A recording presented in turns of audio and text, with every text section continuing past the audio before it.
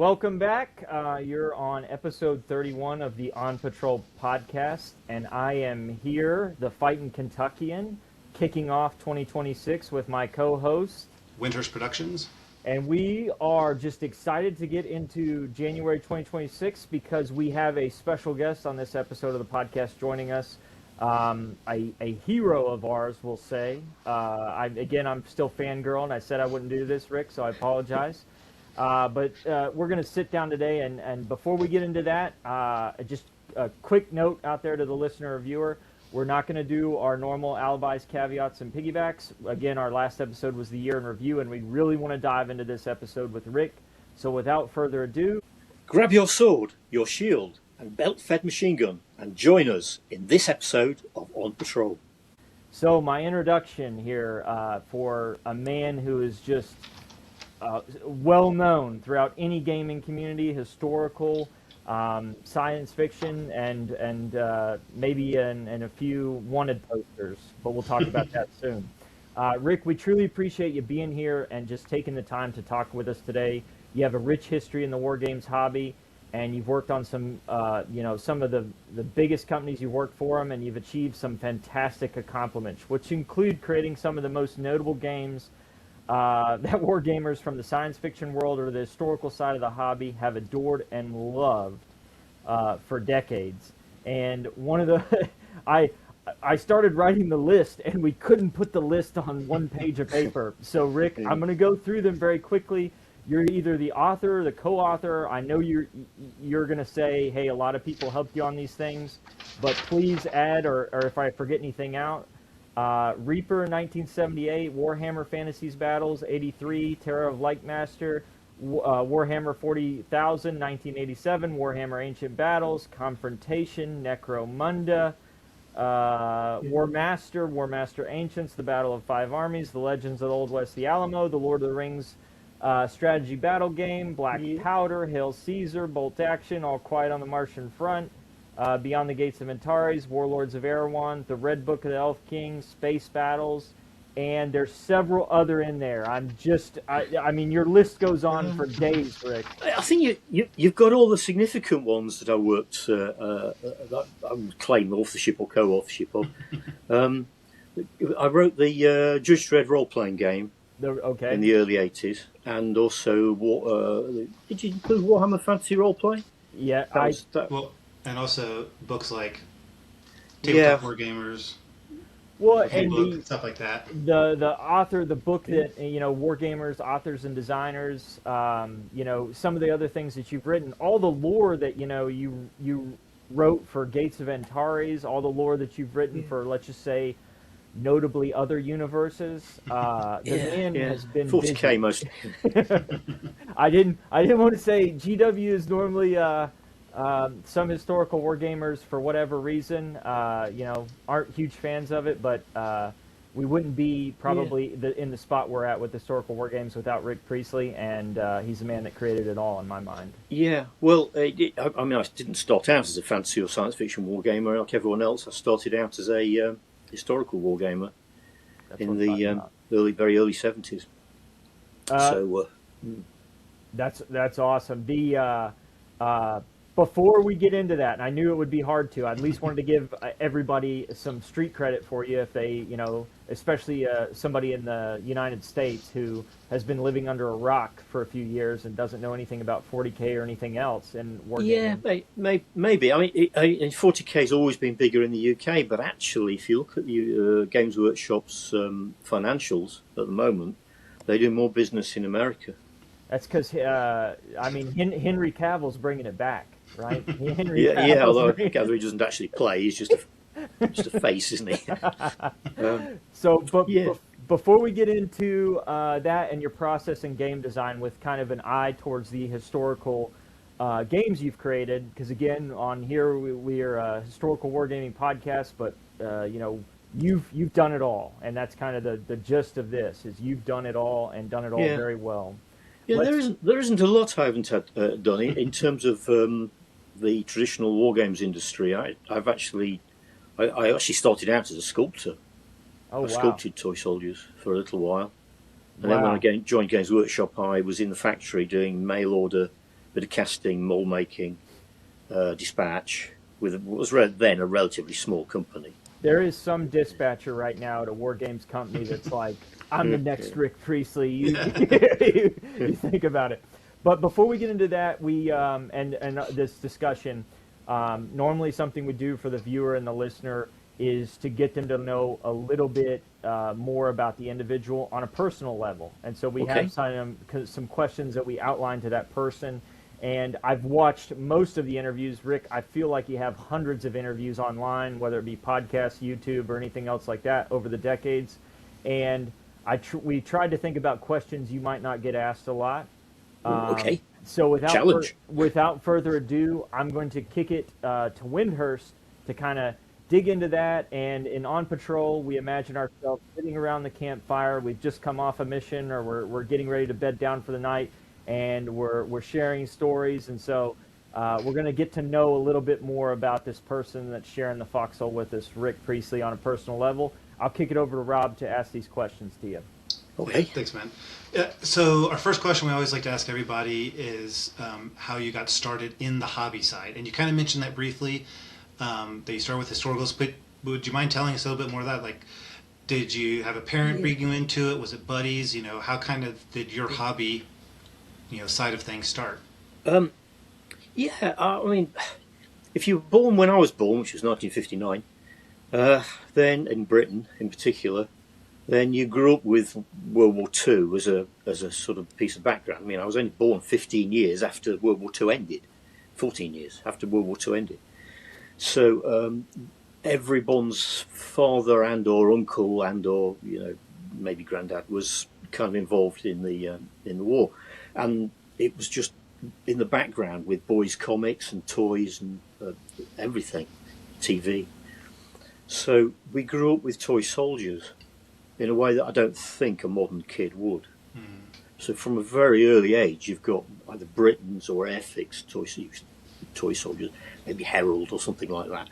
But these either plastic 54mm or the Airfix 177, well, HO00 20mm if you like, plastic figures, and they were just part of every boy's bedroom, along with Spitfires and Hurricanes and Messerschmitts and all hanging from his ceiling, and it was just there. So the transition from playing with toy soldiers as a child, lining them up, making the kits.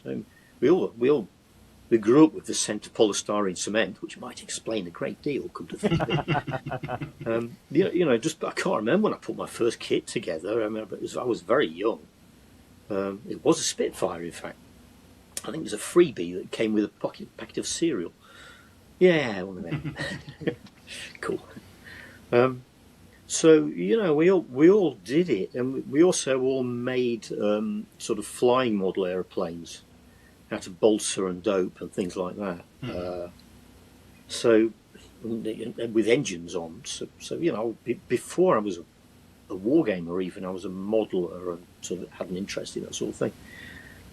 So I think the transition into formal wargaming actually happened just by chance. I think what had happened is I'd won a school prize. I don't remember whether it was when I was 11. Might be when I was 11. Might have been 10, but I think it was when I was 11. And it was a book token. So I duly took the book token to our local bookstore for a bit of a nosy around to see what I could find. And I just found a book that was about wargaming, and I thought, this looks really interesting. It's all the stuff that I'd been kind of thinking about and doing with my mates, but structured with rules, dice and everything. And it was Battle Practical War Games by Charles Grant. Oh, awesome. What I didn't realise was that was actually a book of compilations. It was from a magazine called Meccano magazine, which also had content about wargaming. Having bought that book, I then realised there were magazines that dealt with wargaming as well as modelling and militaria collecting, something like that. Military modelling being the primary one in the UK. and it's only just started that year, I think, so it would have been when I was 11. So that kind of was the thread. That was the end of the thread. And I had friends at school said, "Oh, have you seen this?" And they said, "Oh yeah, it's a friend of mine does that." And so I got introduced to other friends, and some of them had already discovered wargaming via books in the libraries, because Donald Featherstone's books about wargaming were all in the local libraries, which I didn't realise until then. So once you open that particular box, suddenly it all kind of is there. Yeah, it molds into, you never look back, kind of. You know, it's like yeah. The But your primary focus is your local sort of environment, because there's no internet, obviously, there's no computers for that matter. The idea of actually talking to someone in the next town is we don't have telephones. Yeah. At home, you know, it's like so it's your schoolmates, and it just happened because Donald Featherstone books were in libraries, and people still went to libraries and took books out Back in the day.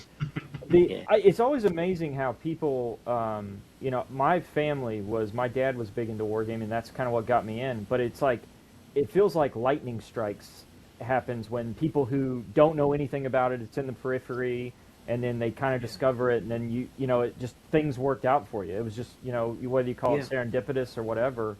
Absolutely. A book token, you know, is or winning that prize. Yeah. What did I do? Well, I can't remember what I won it for. It might have been for English, or it might have just been for scoring so many what we call O levels in those. Oh, it wouldn't be O levels. It would be my 11 plus.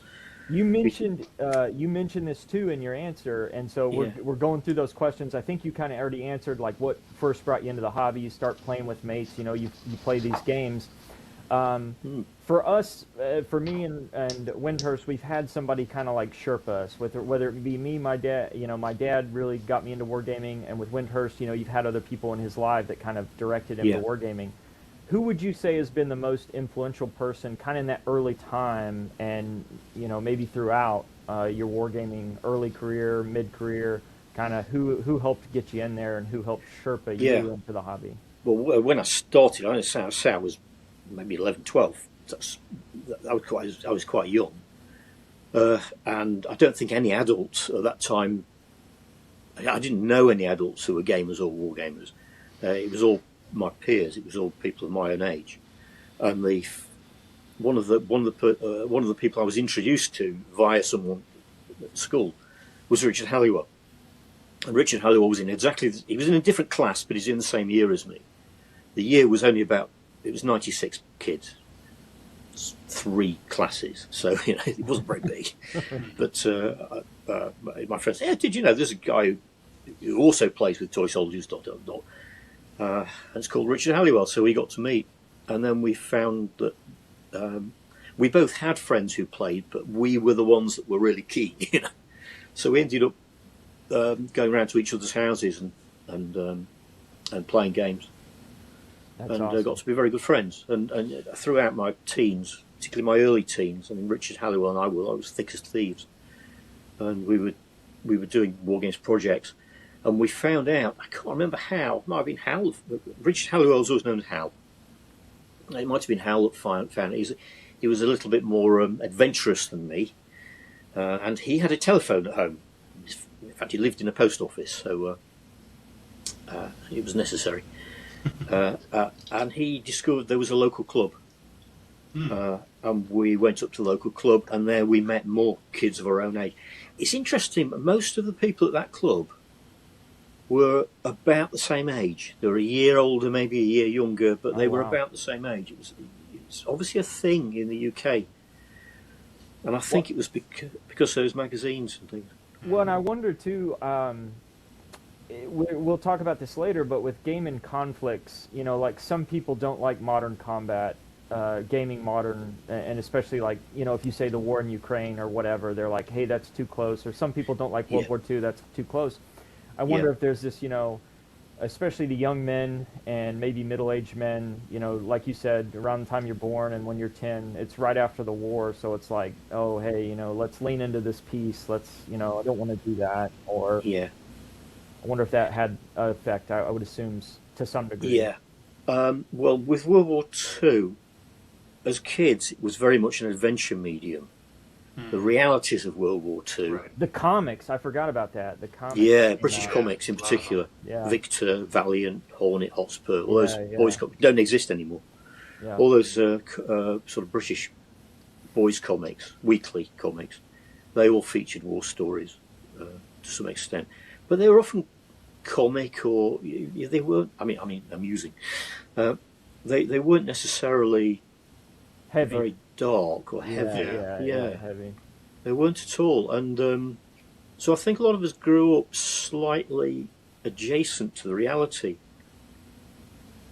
Not all. Yeah. My father was born in the 1930s, so he experienced the war as a child, and then was conscripted after World War II into the Royal Artillery, British Army on the Rhine. So he was in the army in the 1950s as a conscript. So his experience was totally different from, say, my grandfather, who'd been in the First World War, Yeah. who actually got conscripted and sent to fight on the front in 1917, Wow. was shot, survived. Fortunate for us Priestleys. For all of us. Yeah, for all of us, right? For the Yeah, rules. maybe. So his experience, but he never talked about it. My grandmother was in the factories building tanks in the First World War. My wife's father was in the Royal Navy and took part in the Battle of the Denmark Straits. Oh wow. That's when the Hood was destroyed. Yeah. And he was on the Suffolk. The Suffolk was shadowing the Bismarck, and he was there when the Hood went down. And I don't know if he actually. I'm told he saw it, but given that he was a navigation officer, I'm not sure he would have literally seen it. But he was definitely there, and I think the shock of it was quite profound. And he wouldn't have anything to do with war toys or anything. My wife's brother was not allowed to play with guns or World War II toys or anything like that. It's really just interesting, and I think that again, Yeah. where you've been in the hobby for decades, I think you have this where you can see as culture and pop culture Demographics. shifts and stuff, Yeah. everything changes. So that would be just Absolutely, definitely in the UK. Yeah. I can't speak for America particularly, or anywhere else. Although when I worked at Games Workshop, we worked with a lot of Europeans and Americans, Australians, people all over the world. Because we had mostly our sales units were in the UK. So I got to meet a lot of people from particularly Europe whose experiences of World War II, they'd still be my age or younger, but their experience of growing up with parents or grandparents of World War II was totally different. And in some cases quite I would say bitter. But, there was a definitely, particularly French.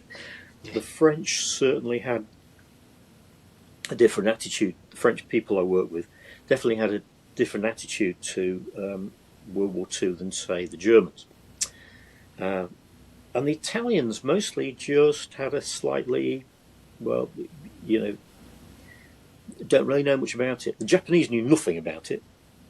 The Japanese people we work with, they just almost like, what, that was all ancient history, isn't it? They weren't at all knowledgeable about. My dad grew up, and he said they grew up next to an Italian family in Michigan, and they used to give the kid crap, because they were Americans and all their dads had fought in the war, and they would just be mean kids.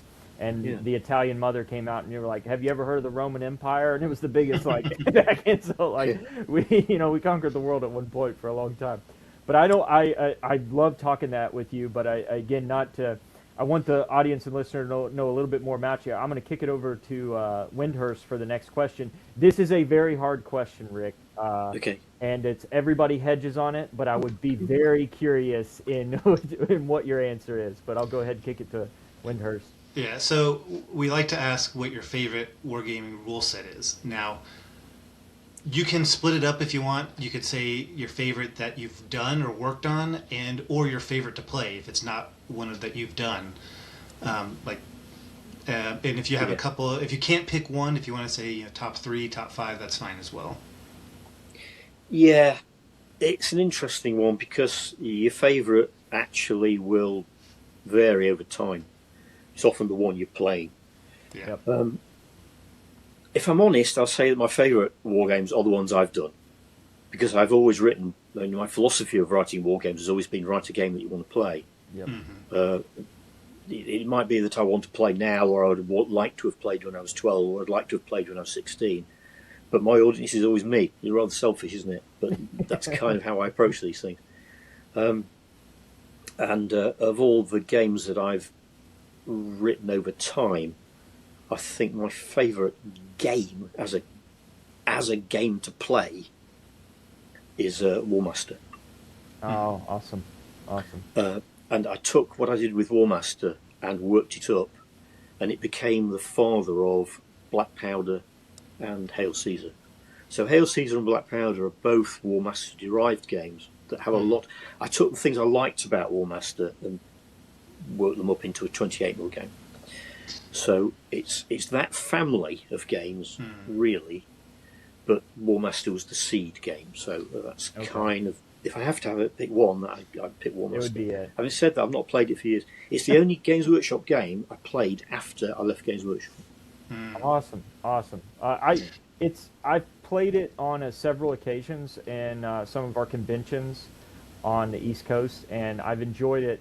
I really honestly did not know it was derivative, or the games that I enjoy were derivative of it until you said that, but I can see some of the connection, I think, with some of the rules mechanics. And I played it a long time It was before. literally a translation over into a 28mm game for multiple players, where we just wanted to make a single roll instead of the sequential rolls. And the only way we could achieve it was by the say what you're going to do route. Which is how Black Powder and Hail Caesar work. You have to declare your orders verbally, which we quite like.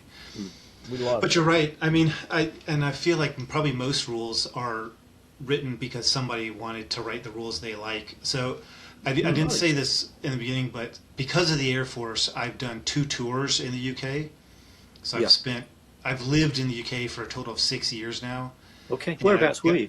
So first assignment, we were in East Anglia, over just northeast of Cambridge at RAF Lakenheath. And then I just got back from another 3 years down in the Cotswolds over at RAF Fairford. Yeah. Well, I'm from Lincoln, which is just north of where you were to start with. In World War II, that coast was where all the bombers were based. And Lincolnshire is known as Bomber County. And East Anglia, East Yorkshire, all the bomber bases were there because that was the closest to the target. Yeah. So I grew up with the sound of the we only have one flying Lancaster. One left. There's only one. But I grew up with the sound of that because it was based at just outside Lincoln. That's awesome. Well, I noticed much more in the clubs over there than I've noticed here, but almost every club I've been part of in the UK, they have some version of their own set of rules for something because they're like, we can't find something on the market that scratched the itch, so they just write their own in-house rule set. Yes. And then I guess eventually sometimes those get published, and that's how we get our rule sets a lot of the time. That was absolutely the case in the 60s and most of the 70s. There weren't universal sets of rules, and most of the rules that you could buy were ones which clubs had got together and had printed. In fact, the club I was in, we had a set of American Civil War rules. One of the older guys, he was called Steve Staniforth. He was a bit older than us. We were kind of school kids, and he was young 20s. And he was really into the American Civil War. That was his thing. So we actually had a published set of American Civil War rules from him. But I say his rules, they're talking about a pamphlet. Yeah. I mean, really almost nothing.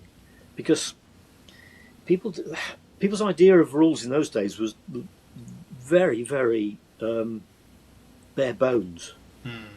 It's They a took for gentleman's granted game, the fact right? that you knew how to play. Yeah. And just provided the meat. Yeah. But if you're a kid and you were 12 and you just were handed this, you wouldn't have a clue. He didn't tell you anything. You know. Get to reading. Yeah. I still have seen a couple rule sets out that I feel like emulate that. Yeah. But they're almost, I feel like, targeted to people with wargaming experience, because it's just like, here's like, it's so basic, we assume you know enough already to fill in the blanks. Yeah. Yeah. Go ahead, Rick. Sorry, I was going to say, I tried to play a Wargames Research Group Ancient game the other day with Alessio and Jervis Johnson. We thought it'd be interesting because Jervis and I both played these games as kids. And I looked through these rules and we tried to play it and we couldn't.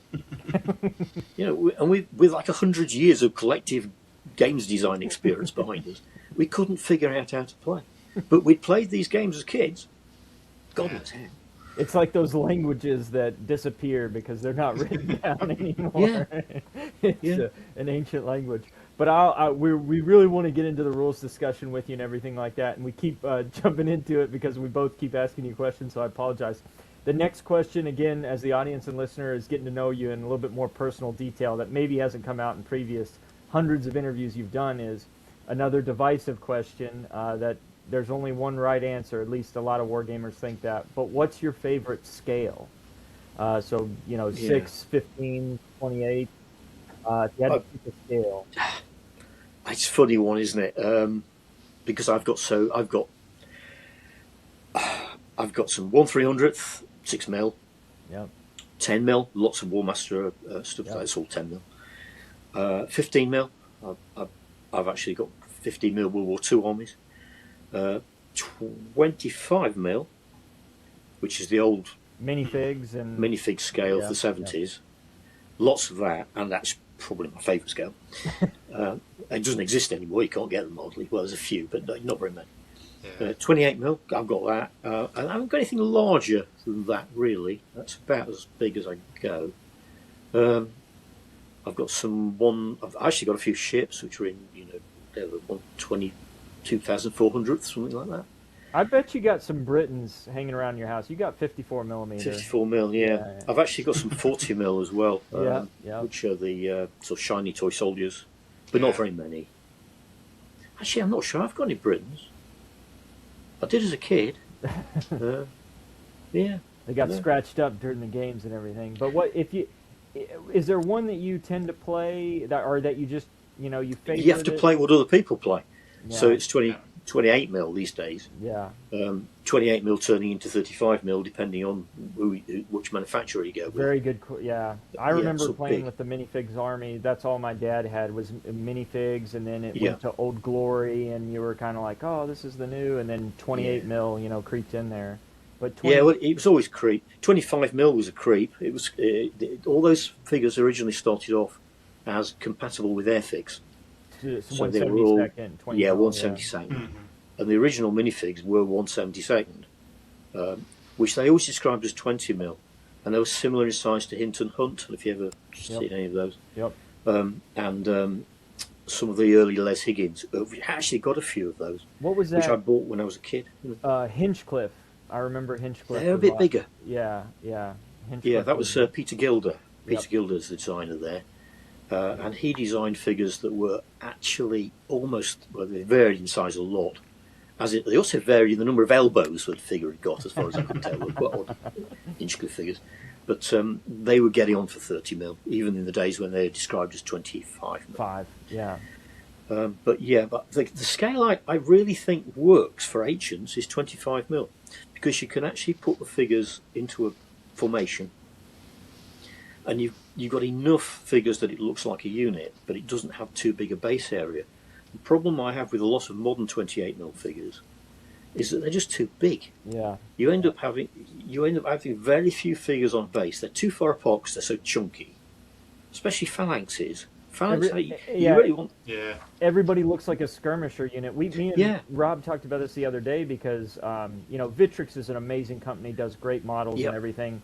but to get his knights, he couldn't get. It's hard to get them To together. trim the bases and To everything. do just to a fit wall, it. and even with my Gauls that I did a lot of Vitrix with, to try to make them in a warband like Hail Caesar requires, I had to cut bases and try to put arms in to get them a little bit closer. Well, I had to do that with the Warlord ones, and they're smaller.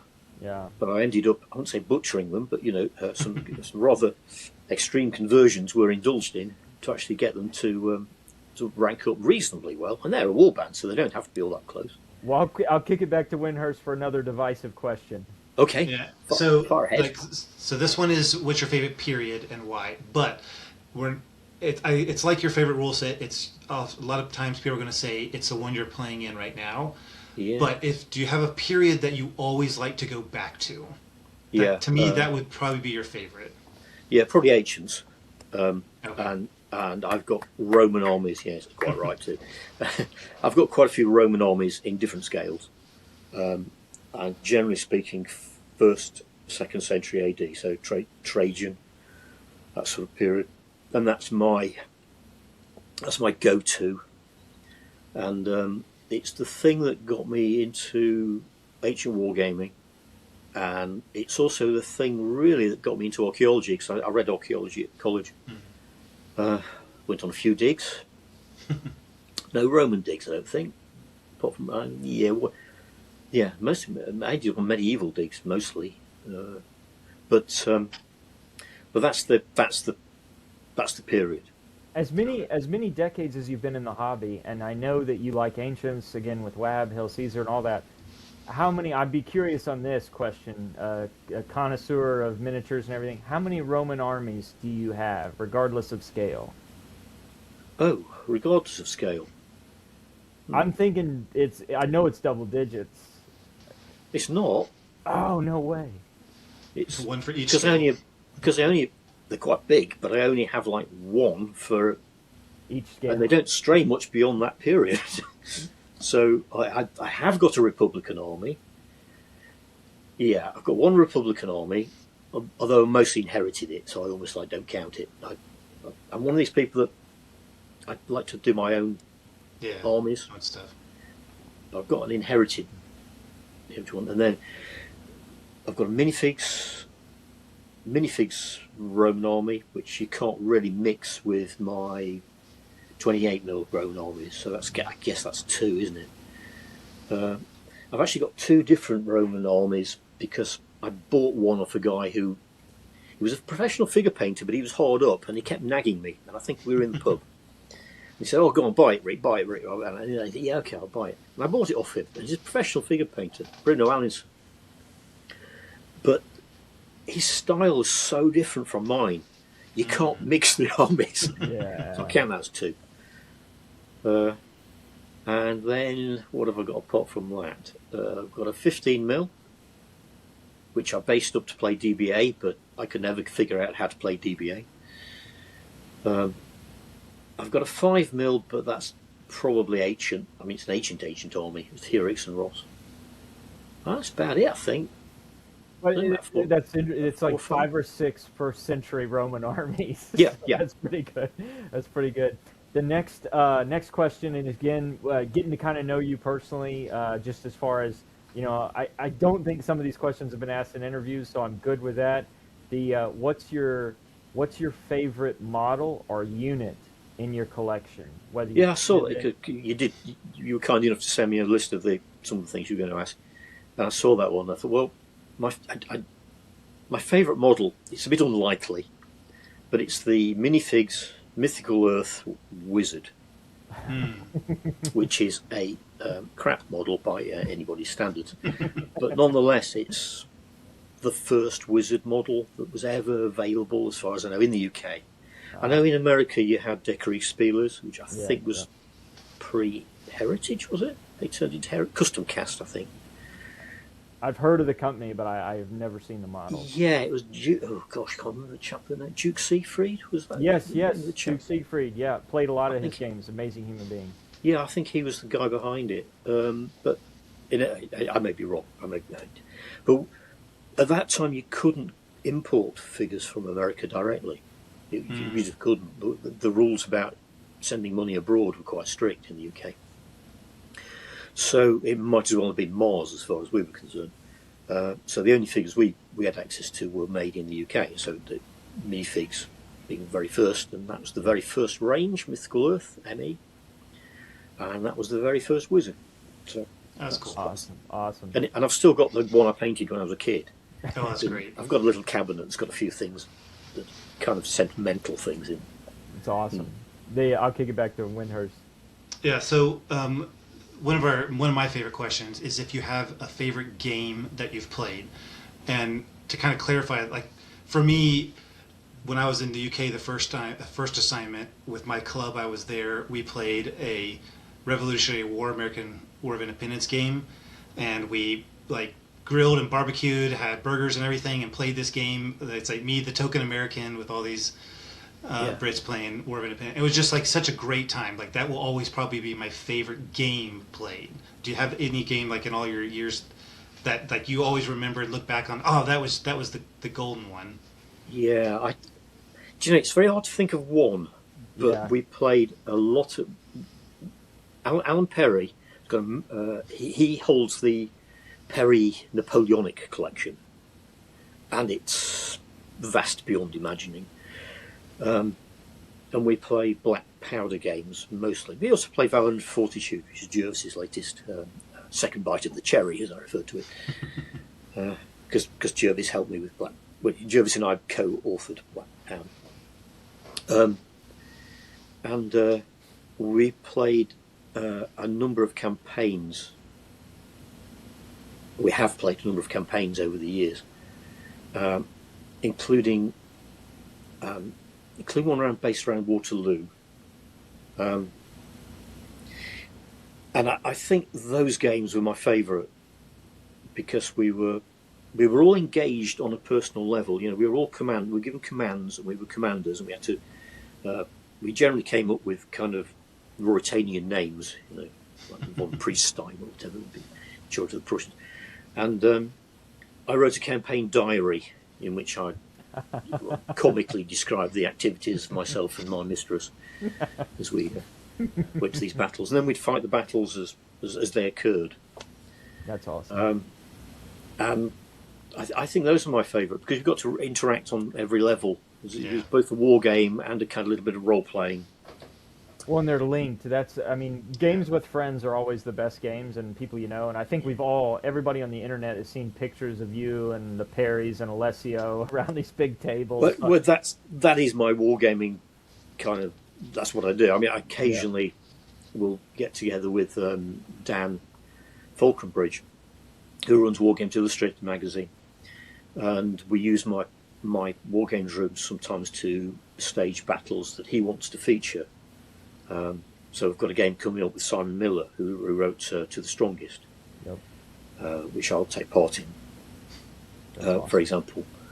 But apart from those sort of things, generally I don't wargame outside that little group of people.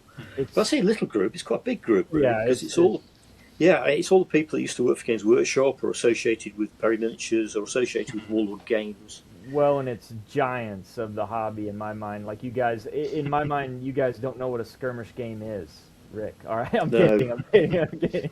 Yeah, the guys over at Lucid Eye do know what a skirmish game is. Yeah, I've got some of their stuff. It's nice. There tends to be a separate group of people. That's mostly Steve Saller and his son Joe. But I don't really game with them very much. We tend to, if we play games, it's because we've been doing something for them. For the feature or whatnot. Yeah, and I rewrote one of their classic games for them and things like that. They're fun to work with. They only live in the next village along in Ruddington. Nice. Goton.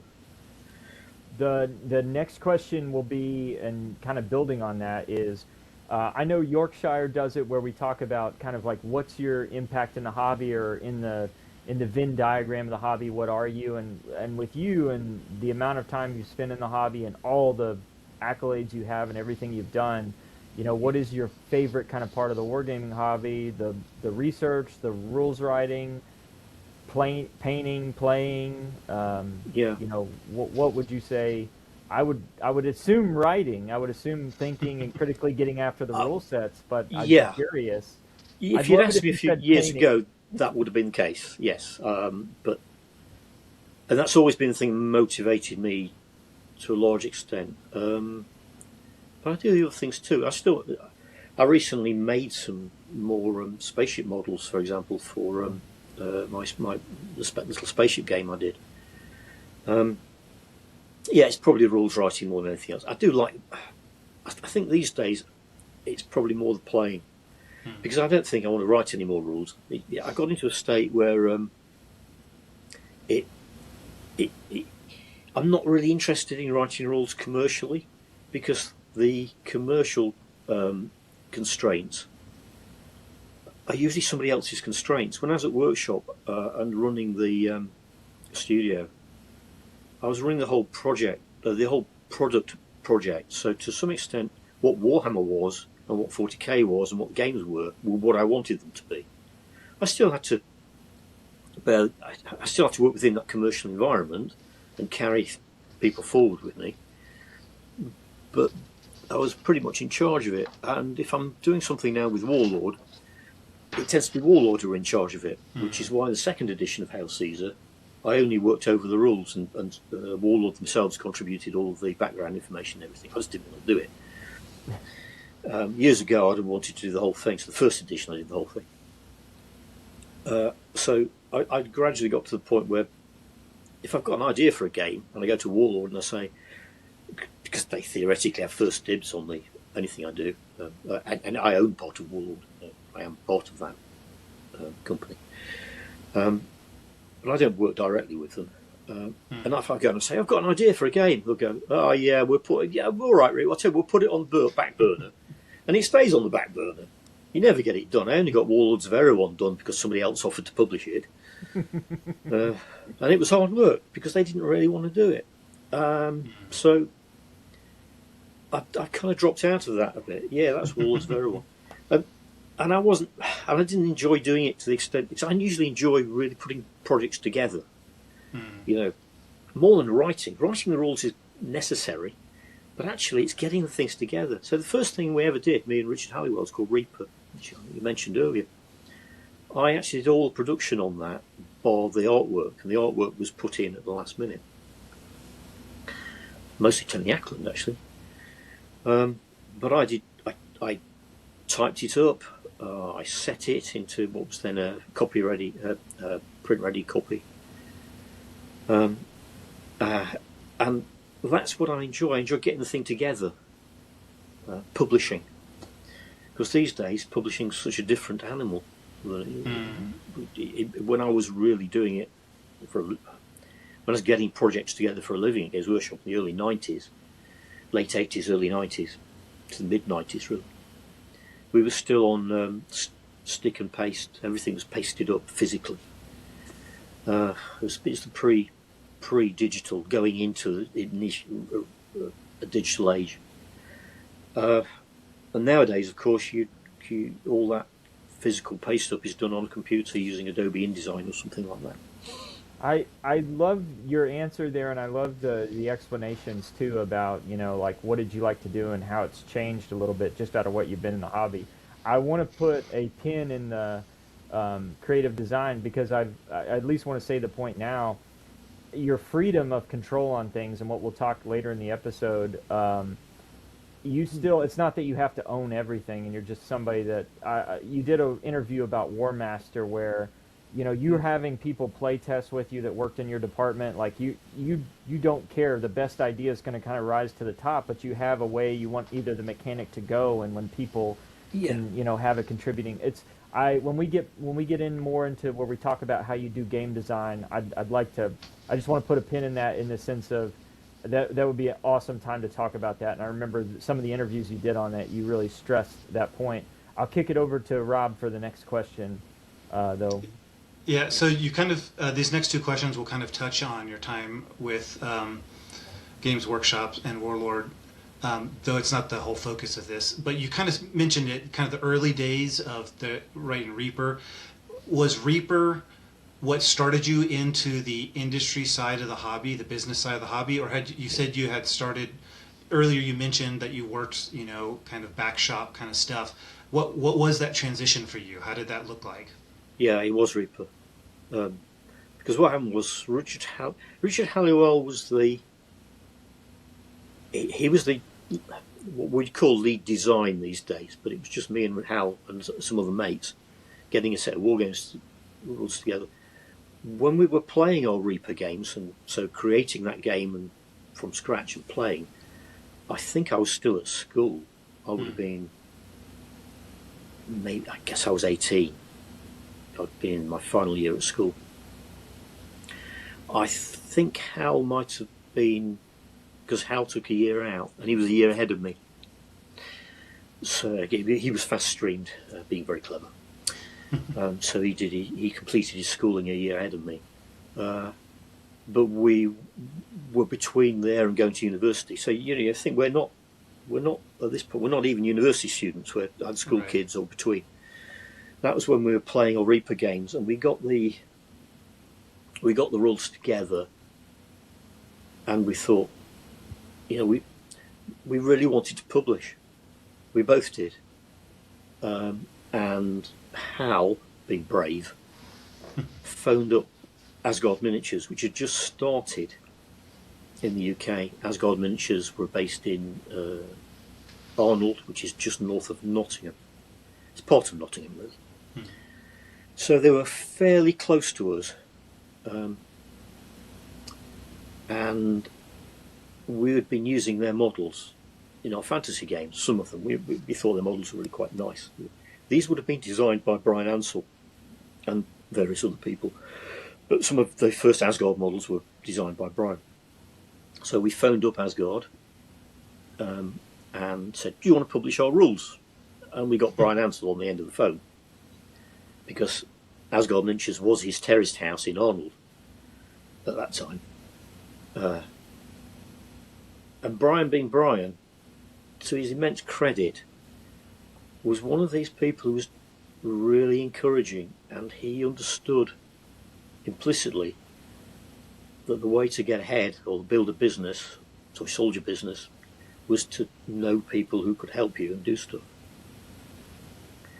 And he invited us over. He didn't have to. I mean, he himself would only have been very early 20s. He dropped out of college to start Asgard. Well, he started another business first, but him and a couple of mates started Asgard. So he would only have been in his very early 20s. I'm trying to think. Yeah. Anyway, so we went over. Hal, God bless him, learned to drive when he was 17. And he had a car, which is saying something in those days. So we went over, we drove over. It's about an hour from Lincoln to Nottingham. And we demonstrated our Reaper game on Brian Ansell's living room floor with the models we'd taken. And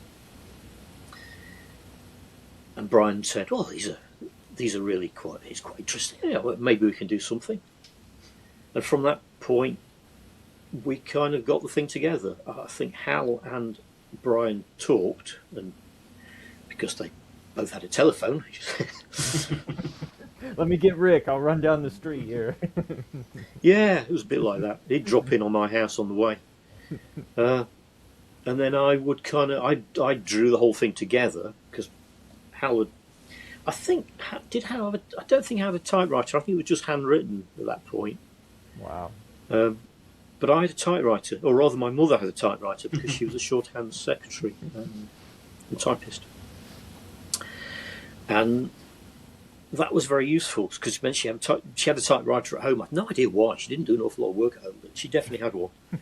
And I typed the rules up on large sheets of paper. The typewriter had what you call a legal carriage. So it was a normal typewriter's this wide. Yeah. A legal carriage is twice as wide. Yeah. So you get big pieces of paper in. So I was able to do the thing 2 up, twice as big as normal. Which meant that when it was actually published, because it was a typewriter, I couldn't control the size of the font. They were quite tiny. It's quite small, hard to read. But I did all that, and it was quite big by the time I finished. And whereas Hal really developed most of the rules, and we'd done it together, but he developed most of the core rules. I did the entire magic system. But being me, when it was finally published, the magic system was half the book. It's a massive part of the game, the magic system. Yeah, you're trying to make up for all those rule sets you read that were like 2 pages, and you're like, I'm going to make sure people can play this. Yeah. They know everything. Well, you can tell actually if you read the original version of Reaper. It was there were 2 editions. There was a later edition which was much more truncated. But if you read the original edition, very rare, A4. The bits that Hal was mostly responsible for, which I typed up and wrote, they don't have any internal referencing. Which is to say, there's no bits that say you'll read more later or see page such and such for more about this, or you'll find more about. Whereas the magic stuff, it's got much more of that, and I can tell it's me because I'm going, somebody will be reading this and not know what I mean because it's references something to come. So I put a note in brackets or something, and that's very typical of me. I'm always thinking, first reader. To me, a set of wargames rules is something you read. To a lot of people, they're not. They're something you reference or something that other people explain to you. Or to modern players, you don't read at all. No, I'm kidding. Yeah, quite. yeah. Just show me how to. And you see it with questions on Facebook about rule. I see questions about bolt action all the time. There's one on at the moment, and somebody's put this. It does this. How does this work? And somebody says it works like this, and they put a photograph of the page up outlined. Yeah. What would you, just to follow up on that question, I know Reaper's how you got into the hobby, and I want Wyndehurst to ask the question 11 as well, but we could have a whole episode on just your time in GW and kind of your growth from there. As short as you can do it or concise or, but not to downplay it. I mean, I know it was probably very pivotal for how you develop games, and I think what we're going to talk about in this episode. What would you say, biggest things from your time getting into that transition, the transition through GW and then kind of leaving GW? Walk us through a little bit of that as far as your time in the commercial side of the hobby. Yeah. Well, I think it breaks down into who was running Games Workshop at the time. And when I started at Citadel Miniatures, which was then a separate company, but part of the same group. They were owned by the same people. But Brian Ansell was running Citadel, and then Brian would go on to buy out Steve Jackson and Ian Livingston, and Games Workshop will be absorbed into Citadel. Well, you retain the name Games Workshop, but to be honest, the modern Games Workshop is Citadel. It comes from the toy soldier end and the Warhammer end of the business, rather than the importing end of the business. But that was the thing I'd say is that the threads that run through are, when I was working at Citadel Games Workshop to start with, I was working for Brian Ansell, and I'd worked with him before on Asgard. I'd made models with him. He showed me how to make toy soldiers. I went to college and then came back again. He then offered me a job at Games Workshop, and he offered me a job doing the mail order because nobody was doing it. The whole company was only about, it probably wasn't a dozen people. It was more like 7 or 8, I think, at the time. Wow. The Citadel part. Yeah.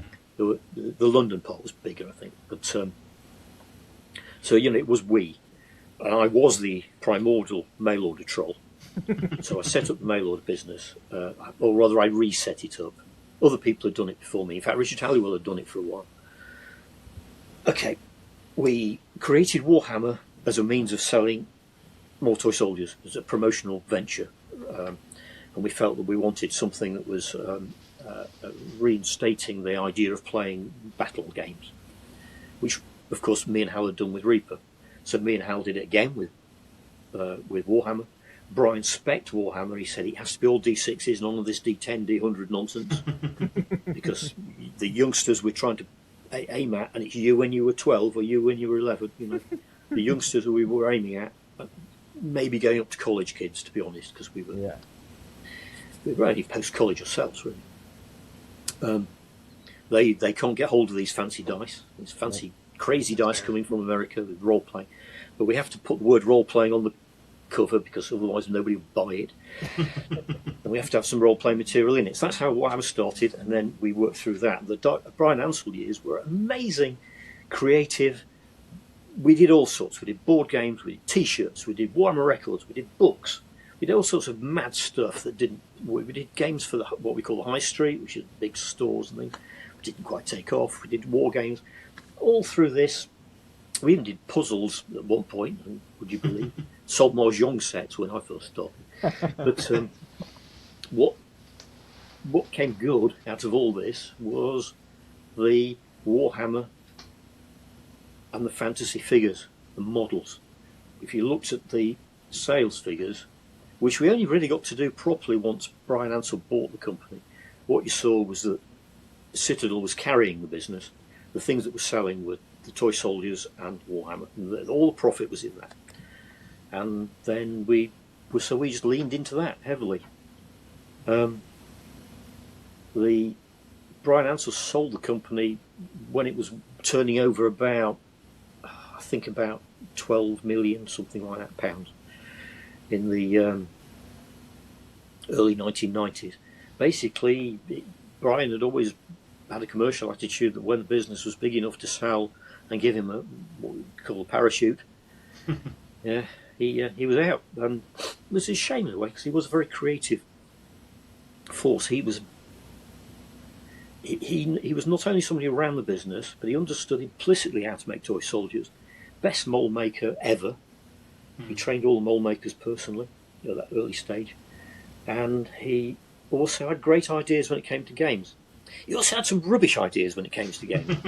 And I think I'd sit down with him and say, I'm really stuck on this, Brian. What do you reckon? He'd just come out with like a dozen ideas off the top of his head, and one of them would be genius, and the rest crap. wouldn't. And I think if I had a skill, it was recognising the genius. Like, that is a brilliant idea, Brian. I will steal that immediately.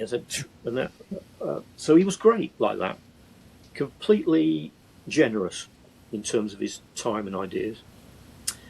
And sometimes he'd go off with a project of his own that he really wanted to do his way, and he'd find someone else who wasn't me to do it for him, usually Nigel Stillman.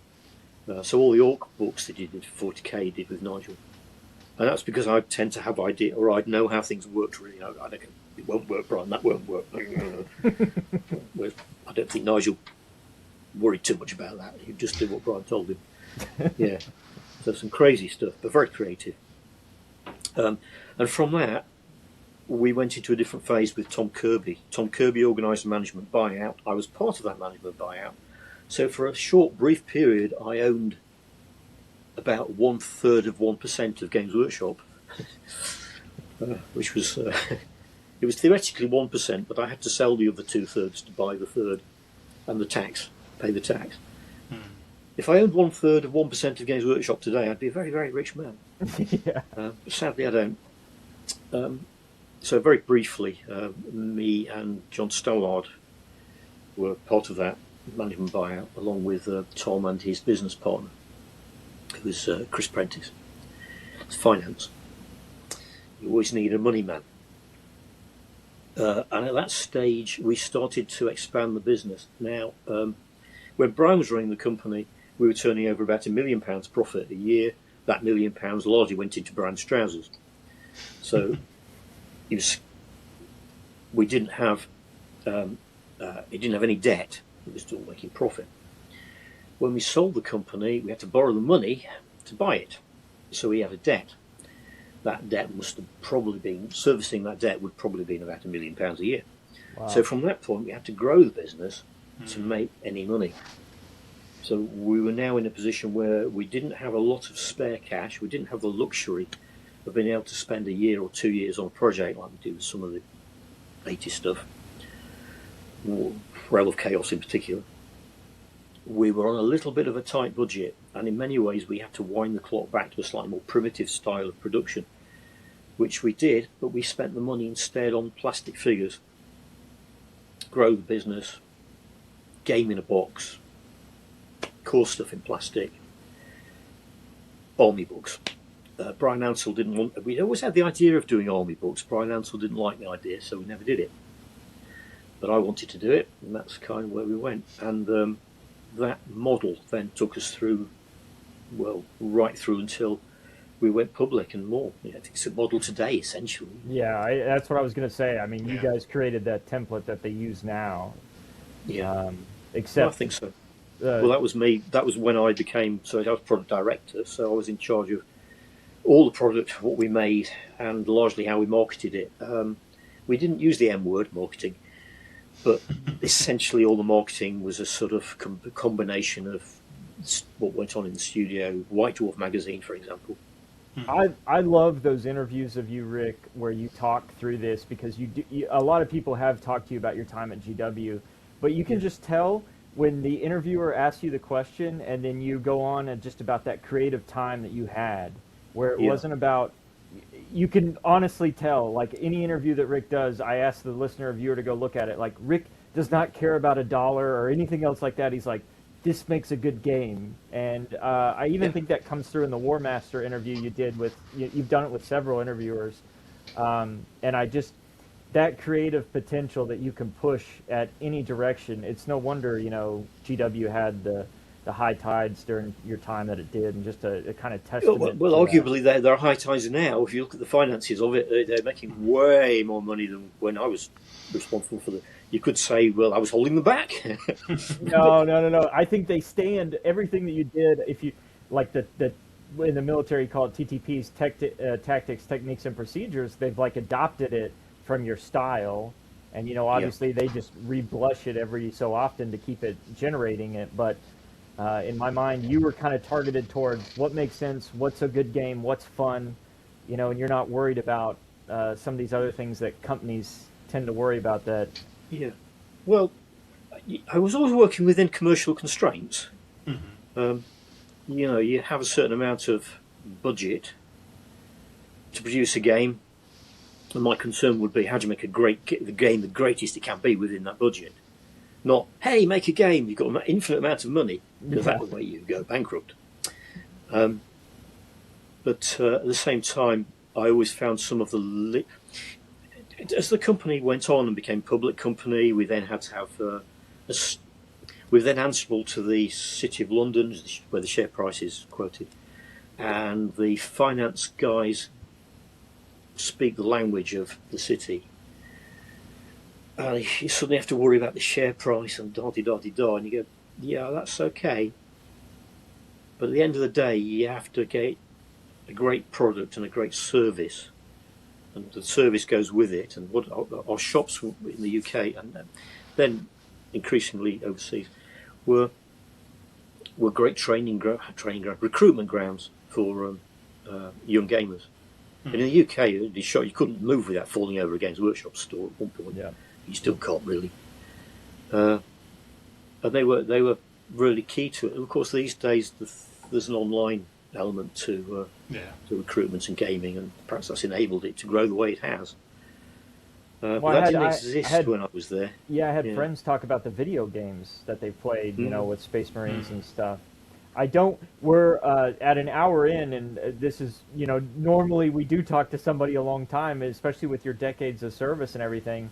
And just to fast forward to the part where obviously John Stallard leaves and you leave and transition to Warlord Games, before we move into talking about kind of game design, I'd like to hear your thoughts on that transition and kind of, how that helped you in the commercial side of it, or, freed you up maybe to explore things you wanted to do. I didn't feel freed up. I felt as if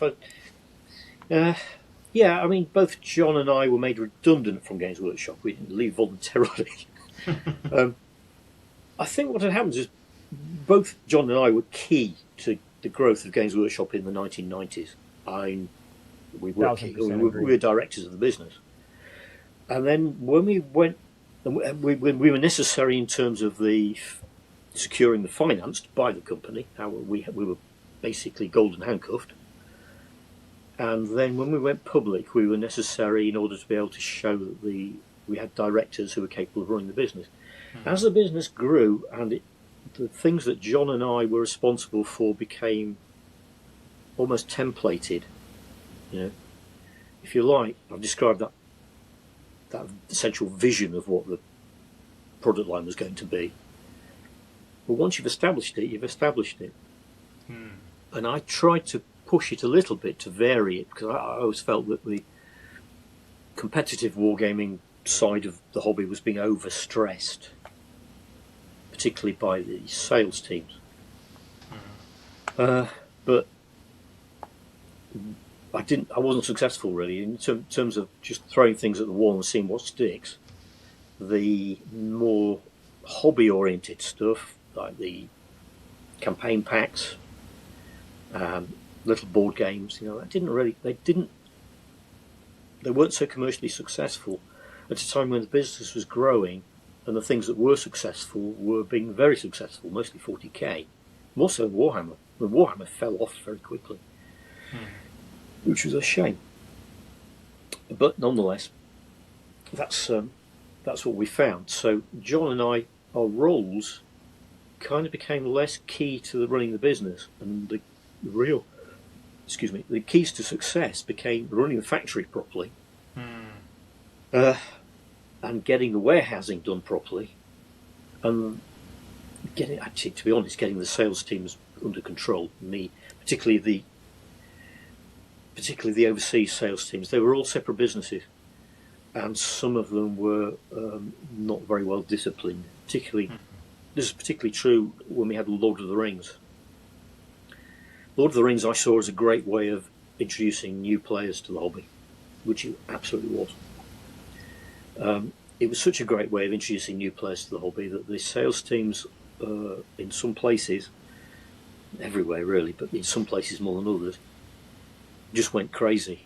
They saw that all the money was coming into the individual businesses and then being spent lavishly on expanding shops, expanding the number of people in shops, expanding the headquarters buildings, all sorts of things, which I had nothing to do with, but that was not how we worked.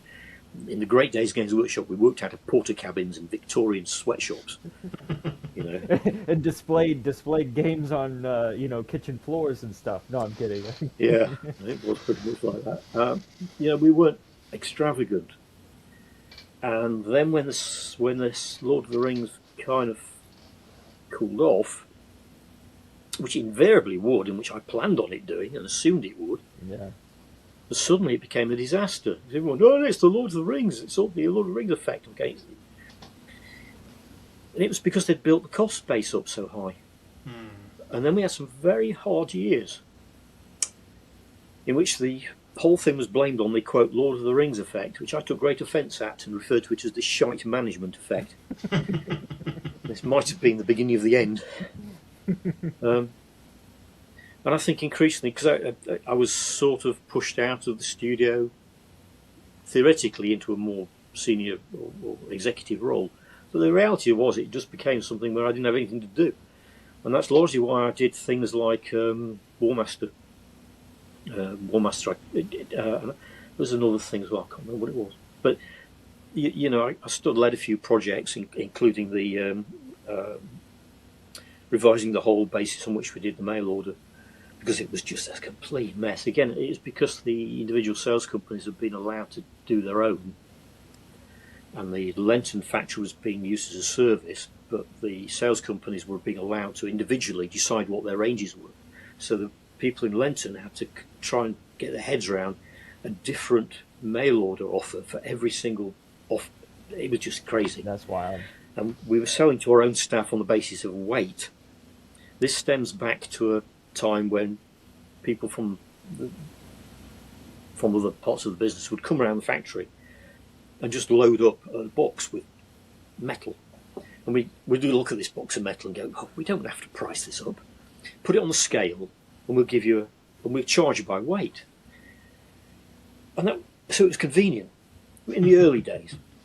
But by the time I got around to it, it wasn't convenient. What it was every single piece of metal we had to have a weight associated with it on a database. Wow. That was different from the price. And every time someone from Games Workshop wanted to buy something, you'd have to reference this weight, make a total of the weight, and then charge them a price for it. which is bizarre. Yeah. And I looked at all the sales figures for all these things we were selling, and some things we were selling one component piece per year, if that. Now, interestingly, I noticed we were selling 18 dragon wings left and only one dragon wing right, so quite what was going on. I don't know. The system was completely messed up. So I did that right at the end. But I think the problem was there became vested interests within the studio and within sales that were now the next generation on, and they didn't have any, I'd say respect for, but they didn't have any appreciation of the things that John and I had brought to the business in the early days. So I sort of became irrelevant to it, really, including the chap that, I mean, Tom Kirby, who'd bought the company and who I'd worked with. He kind of stepped aside into a chairmanship role and increasingly stepped aside from the business, got bored of it, I think. So the people that were running the business weren't hobbyists, they weren't Games Workshop people originally, they'd sort of come in. So I think we just became irrelevant to it. I think the final year they asked me to go and work with Forge World, but which I didn't really enjoy doing very much. But I had to go. But how did the transition go with into Warlord? Well, John left a year before me, and he decided he would have been about 50, maybe 49, 50, and I think he wasn't too sure what to do. He had a few connections with the toy industry through being a sales rep and salesman, and then head sales director at Games Workshop. But that didn't really go very far, and in the end, I think he was at one of these. I think we got a kind of a deal where we got to go and chat with some kind of career consultants, and I think he was round at this career consultants, and the chap sat next to him was Paul Sawyer, who had just been made redundant. Paul Sawyer had been White Dwarf editor before he did other things. And they both got talking. They said, I've been doing this all my life, I don't know what else to do. Yeah. I've always felt that we ought to do a historical game, because I've always felt that historical wargaming had a potential to make a proper business. And all the time we were running Warhammer Historical Games Workshop, which we were doing as a little hobby horse thing. It was never it was always a bit of a fly in the ointment as far as the management concerned. And I always felt that there wasn't really much scope in historical wargaming to run a business. Mostly because I didn't think you could make the margins on it. Because the minute you come out with something, somebody will come out with something cheaper. Yep. There'll always be somebody who can undercut you, because there'll always be one man in a shed with no costs. There'll always be a Perry Miniatures who don't have to pay designers, because they are designers. Who don't have to pay accountants, because their accountant is their sister-in-law. Yep. Who don't have to pay an awful lot to run the business, because their studio is their house. And they did rent an office. The IP for historical is open market, so it's not something like GW where you can protect it, right? So that's right. But John can't do that because John doesn't bring anything to the party other than dynamic energy and vision. He's not a sculptor, he's not a painter, he's not really he's not really a writer. He doesn't bring one of those core skills that allow a one-man business. I mean, Lucid Eye, which we spoke about earlier, that's Steve Saller and Joe Saller, and with some help from I think Joe's sister, sister, I think. That's it. It's essentially it. Wargames Foundry, which is the Ansel's business, is a family business. It's Brian's dead now, of course, very sadly, but it's Brian's wife, Diane, their son, and they have a few staff, and the business was based around their house. I think they rent the same premises now. So that's what Wargames companies are like. So John knew he had to do it differently, because he had the Games Workshop model in mind. So that's what he did. He invested his savings, and we both had shares in Games Workshop, so he sold a lot of his shares in Games Workshop to do it. And created Warlord Games. Starting off in a very small rented office, him, Paul Sawyer. I think they got one guy in quickly. It was the who again would be the finance guy, because John wouldn't claim any expertise when it comes to doing the finances. And the three of them started Warlord Games, mostly importing, selling stuff on, and very quickly, he had the Roman plastic set done. The Roman plastics would have been the very first historical plastic 28mm figures, had not the Perrys pipped him to the post with their American Civil War set. Both sets were done by Renedra, who was an old Games Workshop friend of ours, who set up Games Workshop Plastics and had done it before. He basically, he was the company that did all of much of our tooling. We bought the company out. Terry Ardina, who ran it, came over, and then he ran the plastics injection moulding and plastics injection tool design at Games Workshop for years. There's nothing he doesn't know about plastic injection moulding. And he set up his company. We worked with Warlord. There are any number of little companies that are ex-Games Workshop people that we all work with. It's quite a... Well, I mean, you can pick up any of the books, too, and kind of see I mean, just like you said, with all the Warhammer historical books, you've got all the Foundry miniatures in there. You've got the Perrys sculpted a few, I thought, for or a lot, right, for Foundry. And I think the Perrys don't sculpt for anyone else. Yeah. They're brutal. Yeah, but they've done. I feel like some models are either Foundry had them; they were old Citadel models, but Foundry is I mean littered throughout those, and then in your books and everything. And so I do think that gets us to the transition of where we're at now, because we want to talk about these great rule sets you've written for Warlord Games. Yeah. Well, Black Powder's the first, and Black Powder wasn't written for Warlord. It was actually written for Warhammer Historical Wargames.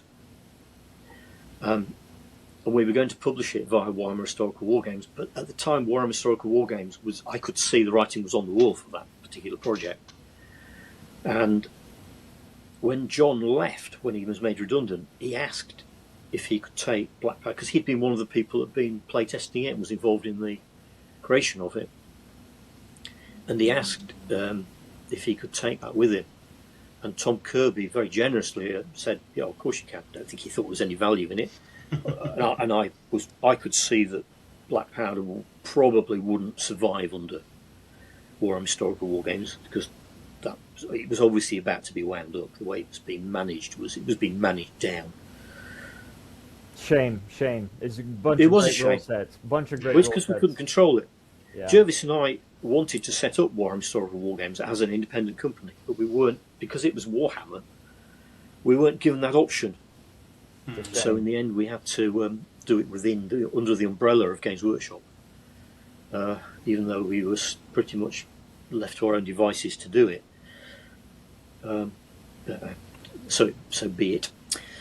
So John took Black Powder as a project, and then I worked with the guys at Warlord Games to do the first edition of Black Powder. I was probably still working at Games Workshop at the time, but I was allowed to do that.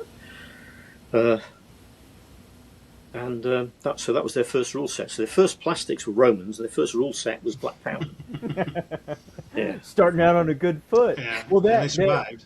Well, I want to kick it to Rob to get into this game design question that we have, because just the way that you think about gaming, and I recommend to the listener and viewer to pick up the actual book that you wrote, for authors and designers on this, because anybody who plays historical games or tabletop war games in general, it's a great book. I understand, you talk about Featherstone and all the people that had impact on you and how you played and developed games, but that book really distills down, I think, a lot of your thoughts. but I'll in-game design is what I want. We want to shift the focus on now because we do really appreciate the rule sets that you have and the way that you've thought about them. And so I will kick it over to Wyndehurst to kind of let's get into this topic now of kind of game design, and I'll kick it to you, Wyndehurst. Yeah. So the first question is kind of to set the framework, right? It's like, who is historical games for? And reading through your game design book as well, you kind of mentioned in there, but you've emphasized that your rules, they're not really trying to be a model of war in a literal sense, but to be more how commanders experience the conflict. So when you're thinking of the wargaming, the historical wargaming as a genre, what's the target audience? Yeah, well, as I've said, I mean, my target audience, in a sense, is myself. But I'm kind of thinking at this. I'm always bearing in mind, as a writer set of wargames rules, that the person reading it might be a real rules geek. They might not.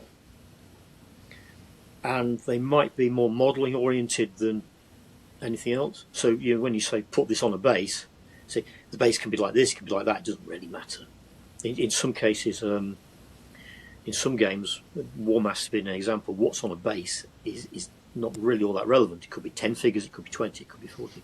And so you give a bit of leeway to those sort of things. And some people might be social gamers primarily, and some people competitive gamers primarily. But you don't write to either of those, because if you write to either of those, the other one, you've got to go somewhere in the middle. Yeah. But most players are social, really. The number of competitive players is relatively few, but they are very vocal. And if vocal players go on the internet and say, this game's rubbish because this, it will put off the social players. So the competitive players are more influential, in a sense. They steer the ship. They steer the ship. But they can do. They can be allowed to. If they're allowed to steer the ship utterly and completely, I'm told on the grapevine that Games Workshop are going a bit down this route at the moment. They're going very hardcore player oriented, competitive player oriented. And that has happened several times over the Games Workshop's career. I always think it's a mistake.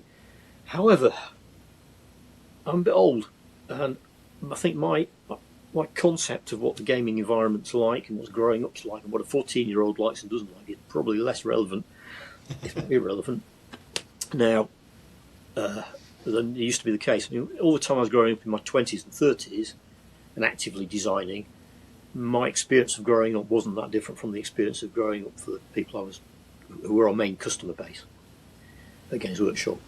And I think our main customer base at Warlord are probably older, and I can kind of get my head around that. But when it comes to designing for a modern teenage, young 20s audience, I think I'm a bit at sea. So I have to bear that in mind. But then I've largely stopped designing for that commercial environment. The last thing I did was just a sort of little hobby horse game that I designed purely as an intellectual exercise, which has got no commercial ambitions whatsoever, which is a spaceship game. And true to form, we've sold several hundred copies. Well, I think that's a good point, though, and I think that goes to kind of your design philosophy is, even when you're designing the game for yourself, and then if there is a commercial aspect of it, you understand there are going to be people that are playing it from all walks of life. So, you can see that in your rule books as, hey, the competitive player obviously needs explanations and rules references to each other, and then you can tell the casual gamer, probably likes a lot of the blurbs that you put in there about, hey, when something conflicts in the rules, like let's go to the dice roll, let's do that. Yeah. So you seem to have written it, even that we talk, where do we start with the game as a wide audience? You seem to have written it for a wide audience. I think you have to. Yeah. And you have to also be aware that if you've written a rule that has an implication, because it interacts with other rules which you're not necessarily talking about at the same time, you always have to go, bear in mind this means that, or something along those lines. Because otherwise some people will miss it because they're reading it casually or they're making assumptions. People often make assumptions about things that they bring over from other games. And if you kind of understand that that's likely, you can sometimes. Do you feel like that's more of a problem now that compared to when you were younger and there were it sounds like relatively very few war games out there and available. Now that there's a huge plethora of games available of varying degrees of success, that now you really have to keep in mind that there is no standard. Yeah. I think that's true. Really universal that you can. I think you mentioned like what line of sight is in one set is not what people think if they're coming from another rule set. So you kind of have to be very specific. You do. I like to try and design the actual rule to be. You can design a rule that's kind of adapts easily to every situation, or you can design a rule that's absolute. It's like the difference between a piece of rubber and a piece of glass. And if you design the rule that is so absolute that it's got no flex in it, it can't adapt to situations, and all war games are situational, then you can very easily find yourself having to try to write endless patches to try and cover this piece of rule writing you've done. And you see it all the time you used to see it all the time in WRG rules. Yep. The whole progress of the WRG Asian rules is one of trying to patch up an essentially inflexible order writing system. I think to your point, that's where that rule set was designed. I know it's for tournaments, and I grew up playing WRG like the 7th edition a lot with my old man. That was the very end of the process. Yeah. But the idea is like when you don't have that flexibility, and like, hey, somebody wants this rule in it, or somebody wants this type of like hyper focused, it's going to implode. You're layering too many bricks on top of each other. It's going to be a house of cards.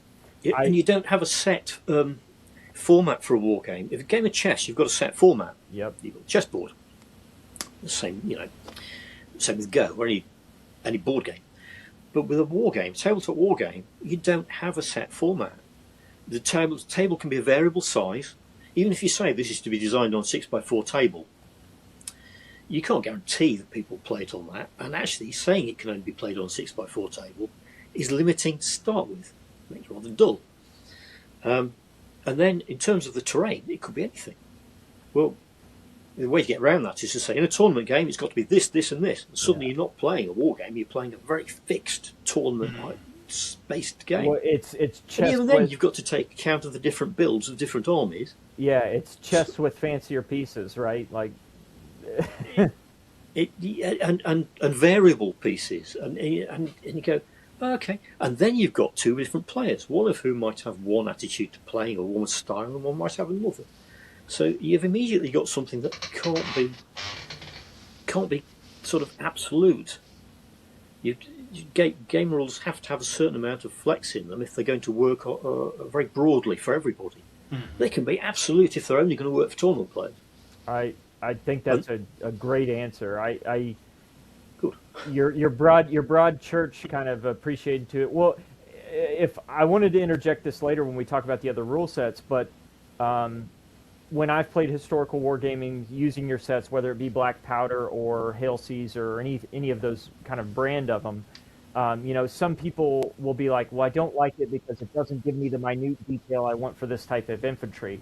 You write in your rule sets all the time, like, hey, this is a belt and suspenders kind of rule set. If you want that additional rule or this famous battle, they had this thing, like, you can add that, and there's enough flexibility to do that.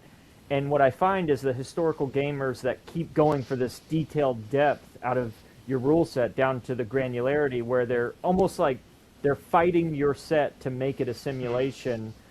They're on an island playing by themselves. They have as long as they're happy. Yeah, as long as they're happy, that's great. I want to move into the next point when we were talked about your set in what I see as a staple of all of your rule sets. and it's the unreliable command, the friction that your rule sets. I think a signature mechanic in the sense of the orders and that process. And I'll be honest, when I am demoing your rule sets to other people and stuff, there are some, it's a minority, but there are some people that are just like, why my model can't do this? And I'm like, think about it. Does Alexander the Great have a radio? Is he telling the left wing cavalry, or Napoleon at Water? Is he telling these things? Like, it's whether it's sword and shield or musket or stuff, and especially going up to the 18th, 19th, early 19th century, there, like, the command friction that you have, I think is from what I read of the historical battle reports, is pretty historical, and I think it creates just a very unique dynamic in the game. I'd like for your kind of insight on that. What are your thoughts behind developing in that way? And then that's something I introduced with Warmaster, and then carried through to Hail Caesar and Black Powder. You get an element of it in bolt action as well, although it's dealt with differently. I didn't necessarily do that with Warhammer or any of those previous games. They're more old-fashioned, really. The idea for that actually came from a visit to the Gettysburg Museum. Awesome. Which used to have, I don't believe it's got it anymore, but it used to have a big diorama of the battle. And you'd sit and watch this diorama through the 3 days of action. And it was beautifully narrated, and you could follow all the different troop movements. And it struck me that so much of that battle was dictated either by one side not knowing what the other one was doing, and then making an attempt on something. Well, just go and take a little round top, there's nobody there. And then the other side, meanwhile, moving on to that position, and they're creating a conflict where no conflict was intended. And I think there was one commander on the Union side who just basically took himself off in the wrong direction because he felt it was the right thing to do, and opened up a gap in the line. That's it right there in Devil's Den. I forget the name of the... I can't remember off the top of my head. But it was just fascinating. And I went back and I read up on that battle a bit more. And I thought, that's really how a battle... And if you read about the Battle of Waterloo, it's pretty much the same. It's the French just get sucked into these defensive positions. They don't set out to destroy themselves on the gates of Hougoumont. And they've got this opportunity to go around the flank, and they never do it. And you think, well, why? It's because they think that the British are in a position where they're not, and the British, meanwhile, are behind a hill, or the Allies are behind a hill. Napoleon thinks he's won the battle because he sees his troops march over the hill. He doesn't realise they've been defeated and driven back. And you read accounts of the Battle of Waterloo, actual contemporary accounts. They're all over the place. Nobody knew what was going on at all. So that idea of the formations being sort of large blocks, we call them brigades, but it depends on the scale of battle, doesn't it? That were under the command of individuals who were kind of trying to do what the commander wanted them to do, but didn't always succeed, either on a granular level, unit by unit, or sometimes on a whole brigade level.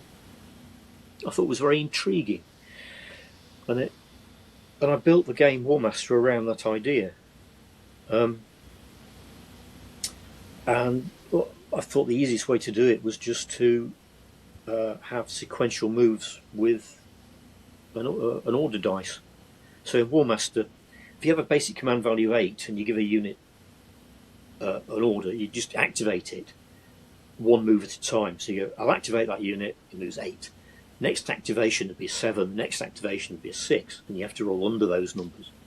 So you become increasingly unlikely. So you do 1, 2, 3 things. You don't have to give orders, do anything like that, because you're breaking the moves down into phases, one move at a time. So your cavalry can go, right, I'm going to go for that unit in the middle, but it's 2 moves away. I don't know if I'll get there or not, but I'll start the move. And that could leave you halfway there. Well, no one playing a war game deliberately would move halfway between and expose themselves. So it's a risk you take. And some units are easier than others, and you get re-rolls and the things to take into account, and so on and so forth. You can have modifiers to that. I just think that's so well done, and it's awesome that the whole purpose of this was to ask you where the origin came from, and it's based on your own research at Gettysburg and seeing that it was Sickles, I believe, is the commander who leaves and goes to the peach orchard. Oh, okay. But it's so historically accurate from, I mean, even going to ancient battles and everything else where they don't have, normally when I'm seeing the player have frustrations with this, they're like, why aren't guys doing what I want, or I'm trying to play this game, and I'm like, look, if you are this commander, this happens. This is how historical combat was fought. And I think... Go ahead. So I was going to say, I think it's more true of Black Powder than it is of Ancients. And when I did the Ancients version with Hail Caesar, I did have to introduce some elements which made the formations move more coherently. The stubborn rule and some of the initiative moves.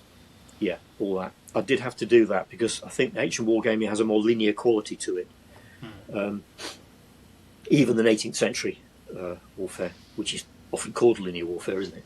But I think it's linear because the guys line up and shoot at each other. I don't think it's linear in terms of its strategy or grand tactics. It's such an awesome principle that is, in my mind, is based out of historical research into it, and it's a great rule for friction that even allows for you to play me and you, Rick, could line up against each other and have the same armies, but based on some initiative and what we all see comes down to the battle, luck. Is this move, this flank charge, going to make it, or is your infantry going to plug the hole? I just think it's really well done in a sense that it goes back to that friction of the unreliable command and what happens. Difficulty of some troops moving at all, whatever. If you look at a lot of Alexander the Great's battles, you think, how did he pull that off? Yep. Answer, he was a madman. And he was lucky. And he was sometimes lucky to have commanders who were, his phalanx commanders in particular, who were steady, and then he just took the cavalry off and did crazy stuff. Yep.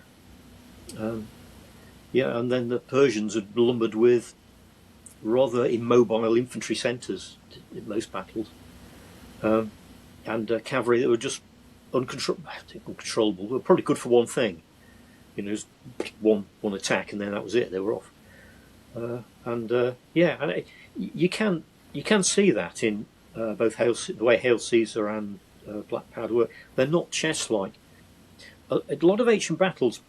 What we know of ancient warfare is often what we know from Livy and his descriptions of and Polybius. Their descriptions, Polybius originally, and Livy later, and their descriptions of the Punic Wars. And I think they both give a slight misrepresentation because they give the impression of the commanders being chess-like. I can do this. If I put these troops there, they'll behave like that. And I think that's coloured a lot of the way that ancient wargamers approach ancient wargaming. If you read Caesar, it's totally different. It reads more like, more like a modern battle, where no one knows what's going on. And a lot of it comes down to some heroic action by commanders. So, would you say your decision then to go with these kind of friction was more to be more historically accurate, or to just differentiate from games that were just, well, I'm going to do all my stuff, and I know it's all going to happen, and then you're going to do all your stuff and whatever's left? I don't think the stimulus to do it was either of those things. I think it was because I thought it was a good idea. I just liked the idea, and I could see the linkages that it would make to historical battles. So it was inspired by those historical battles, but it was the idea of that mechanic that just a fun it was a mechanical thing really that drove it. You find a mechanic, you think that's a really interesting mechanic. How can we form a game around that mechanic, rather than how can we make something that's historically accurate? I didn't approach from that angle. It's tricky, and there are certain things in both those games, Hail Caesar and Black Powder, which are very abstract. and you have to kind of step back a bit. I'm not entirely sure about the way that the artillery is handled in Black Powder. We handle it the way we do, which is to say that a single gun, is treated as a single unit and has a frontage of about 40 or 50 mil, as opposed to a infantry battalion which has a frontage of about, I don't know, maybe 200 mil. In reality, guns would have a frontage much bigger. It'd be comparable to an infantry battalion. Not quite as much, but comparable. And the reason for that is because the Perrys never made more than one gun. Well, so when we played, we only had one gun. And you just had 3 guns, say, in a battle, that'd be fine. That works okay. The minute you start to put the guns into gun batteries, it becomes a nightmare and unrealistic, in my opinion. Well, you and the Perrys play on some massive tables anyways, so you should feel sorry for us people on the 6x4s with, That's not a Wargames table. Yeah, exactly. That's not a Wargames table. Exactly. I'll kick it, since we're talking about the abstraction, I'll kick it over to Wyndehurst to talk a little bit more about that. Yeah, that does lead necessarily into our next question about looking at abstraction versus the finer details. And so your design philosophy on what things should be abstracted and then what things do need to be more of that, like you mentioned earlier, kind of that glass versus the rubber, kind of very detailed. Yeah. Is it just come down to fun game mechanics for you, or how often do you think about the playability for other people and their enjoyment out of the game? Oh, well, I'm always thinking about that. Yeah, otherwise I wouldn't need to write the books. You could just make a few notes.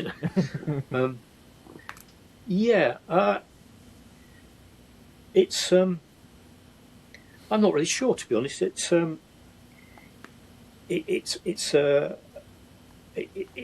depends on the sort of game you're trying to play. I mean, if I was designing a Wild West skirmish war game with gunfighters, you'd want the granularity. You'd want to know what the difference is between the different sorts of pistols and the handguns. Is it Springfield? Is it Winchester? Because they're different. They load differently and different ranges, so on and so forth. You'd want that kind of granularity. You'd almost want to hear the guns going off and smell the gun smoke. Right.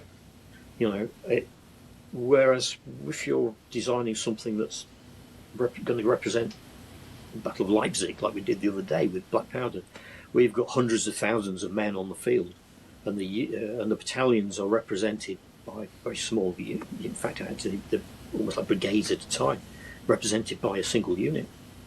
You have different abstractions. So I think the larger scale of the game, the bigger the battlefield, in fact, almost like, if you think about it, most people play a war game on this. You've got a 6x4 table, you're going to play a World War II war game. If you're using the same figure scale as ground scale, that would be a couple of hundred yards. This is not a battlefield. Yeah. Right. And the troops on it are not realistic representation of the troops that would occupy a couple of hundred yards. And the ranges are not realistic unless you're going to play something, I don't know, like a skirmish war game in essence. So the bigger that abstraction in terms of ground scale, the more you've got to abstract the rules to associate with it. I mean, in bolt action, a tank a 28mm tank is quite a big thing. Its footprint is enormous compared to the relative ground scale. The ground scale is not constant. Like in bolt action, it's a kind of variable figure. To get it onto a tabletop, which is an abstraction, a real artillery piece would, like a 25-pounder, would have a range of, what is it? It's about 15 miles or something. These things have got ranges that are enormous compared to any tabletop, compared to a pistol. But you've got to put both into the same game. So you then have to introduce, that's an abstraction. Bolt action lengthens the range at short ranges and reduces it at long ranges. And it's to get a toy soldier game onto a tabletop. So I'm curious then, decisions like that, like talking about bolt action, I've seen other rule sets where when it comes to things like artillery, they're like, well, we're just not going to put it on the table because they wouldn't be there. So was that a decision just because, well, I want these models, I want to be able to have these models on the table for the fun of these models? It was part of the brief. because Warlord Games want to market their models. Okay. Yeah, so so that's the brief. With the ancient wargaming, I don't quite have that same level of restriction because you're essentially playing something that's much more realistic. Because ancient battles were fought within generally speaking, within confined areas, and often were you line up, I line up affairs, particularly the classic battles of Alexander the Great and Hannibal, and most of the battles of the Roman civil wars. They tend to follow that kind of format. So you don't have to abstract the battlefield to the extent that you do with a World War II game. With World War II, you could abstract it down scale. I've got 1/300 scale World War II armies as 15mm. I think they suit the period better, but people like 28mm figures. Yep. Yep. So there you go. The big problem. Pretty What can I fit on the modern. table versus what's fun to paint. And, One of the things I like about the abstraction you do and kind of the finite detail is, I've listed how you still add flavor to the abstraction, and even if your mechanics and the rule set works in there, whether it's for playability or anything, like Hail Caesar, the Pelham rule, the idea that, okay, the enemy that they're hitting the Pelham with is going to take a -1 or something. So there's still this, very flavorful rule that gives you this, cookie cutter infantry or whatever. If you have two ancient, infantry blocks going against each other, but here's this rule, a little bit more detail adding to it that gives you a flavor of how the combat will work. You've done this in bolt action in V1 and stuff that we've talked about with, infantryman is an infantryman across all of the genres of bolt action. But then there's 2 or 3 kind of faction rules that they now give you flavor, and what you would think is an abstraction in, we're calling all infantry the same. Here's a mechanic, here's a rule that brings you right back into a diversity for the players, but also may work a little bit differently. Yeah. The principle I approve, the actual designs of those are nothing to do with me. A bolt action is really Alessio's game. Alessio, yeah. Yeah. I helped him develop it, but then Warlord Games briefed it, so my involvement was it's not like Hail Caesar and Black Powder, which were kind of like my games. But I do have armies for bolt action and play it, and I'm helping Alessio at the moment with a bolt action project. Well, the mechanic in there is the same, though, in the sense of, just like you said, where it's a got friction in flavorable, it. it's a flavorable add to what would be a kind of baseline abstraction to make it a playable game, but yet it just adds another layer to it, which I think helps the person in saying, well, why is this Roman infantry different than this Gaul warband, or what mechanics, what other things do they have? Well, again, there are things that an ancient wargamer, there are certain facts that ancient wargamers carry in their head, many of which are not true, I hasten to add. But the fact that a Pelham has certain qualities in it, you throw the Pelham, it hits the Gaul's shield. He has to drop the shield because it's got a Pelham in it. Or the Pelham breaks, doesn't it? And they go, sure they didn't actually. But I think that story is powerful, even if the reality might not necessarily be quite the case. I agree. I agree. So you play to that story, and the fact that the Celts are all berserk, crazy lunatics who are half naked and they're going to just go for it, and if they are going to win, they're going to win straight away. They haven't got the staying power. Yeah, okay, that might be true of some. I'm not sure it was true of Hannibal's troops in reality. They were all seasoned veterans. Well, and that held that canine there to make sure the Romans got sucked in. They have to be disciplined, kind of. Oh, I think that's retrospective, wishful thinking. I think that happened, but I don't think it was a plan. Well, and I think that's a good point. When I'm talking to people who don't play war games and they're kind of interested about rules, I often tell them about there's rules there that are meant to be more like simulation, but then there's rules that you want to get the feel for how you feel that period or that conflict should go. Yeah. And I think that's playing to that. We historical players, we have in our minds ideas of this period or conflict should be this way, and it might not really be based on any factual information, but we want our games to play that way and give us that feeling. there are a number of those things in wargaming, and you kind of you're onto a losing streak if you decide to go. No, it didn't really work that way. Everything was much more boring. No, you play to those things. Well, that's good stories. That's a great segue into our next kind of section that we talked about with historical rules is, research versus playability, and I would add, maybe the white lie or whatever you want to call it, the rumor that's grown legs around a particular battle or around a particular unit or set of troops is like, this is the old guard, Rick. You have to make them like tins, veterans. You can't do anything with them. What are your kind of thoughts on that? Is there, some you've got to lean into it, but yeah, it's interesting, isn't it? I mean, when I was helping with Bolt Action, I read quite a lot of stuff on the kit, including some of the reports. The US Army reports into German kit are available online. So you could read it. They'd basically take a Tiger or a Panther and fire bazooka shots at it, and then they recorded where it was hit and where it wasn't. Lots of really interesting stuff. You often see people comparing penetration values and armour values for World War II kit. Because different countries use different methodology, they're not translatable. And often what you find is that one that's become well known or quoted, like, the 6-pounder can go through the front armour of a Tiger tank at 600 yards or whatever, is from one particular incident. And then the more you read into it, the more you realise that tanks are not all identical, especially the German tanks towards the end of the war, but even Shermans to some extent, and especially T-34s. So the amount of armour protection you get from thickness of armour can vary by plus or minus 30%, depending on how well that armour's been made in the factory, which is bizarre, isn't it?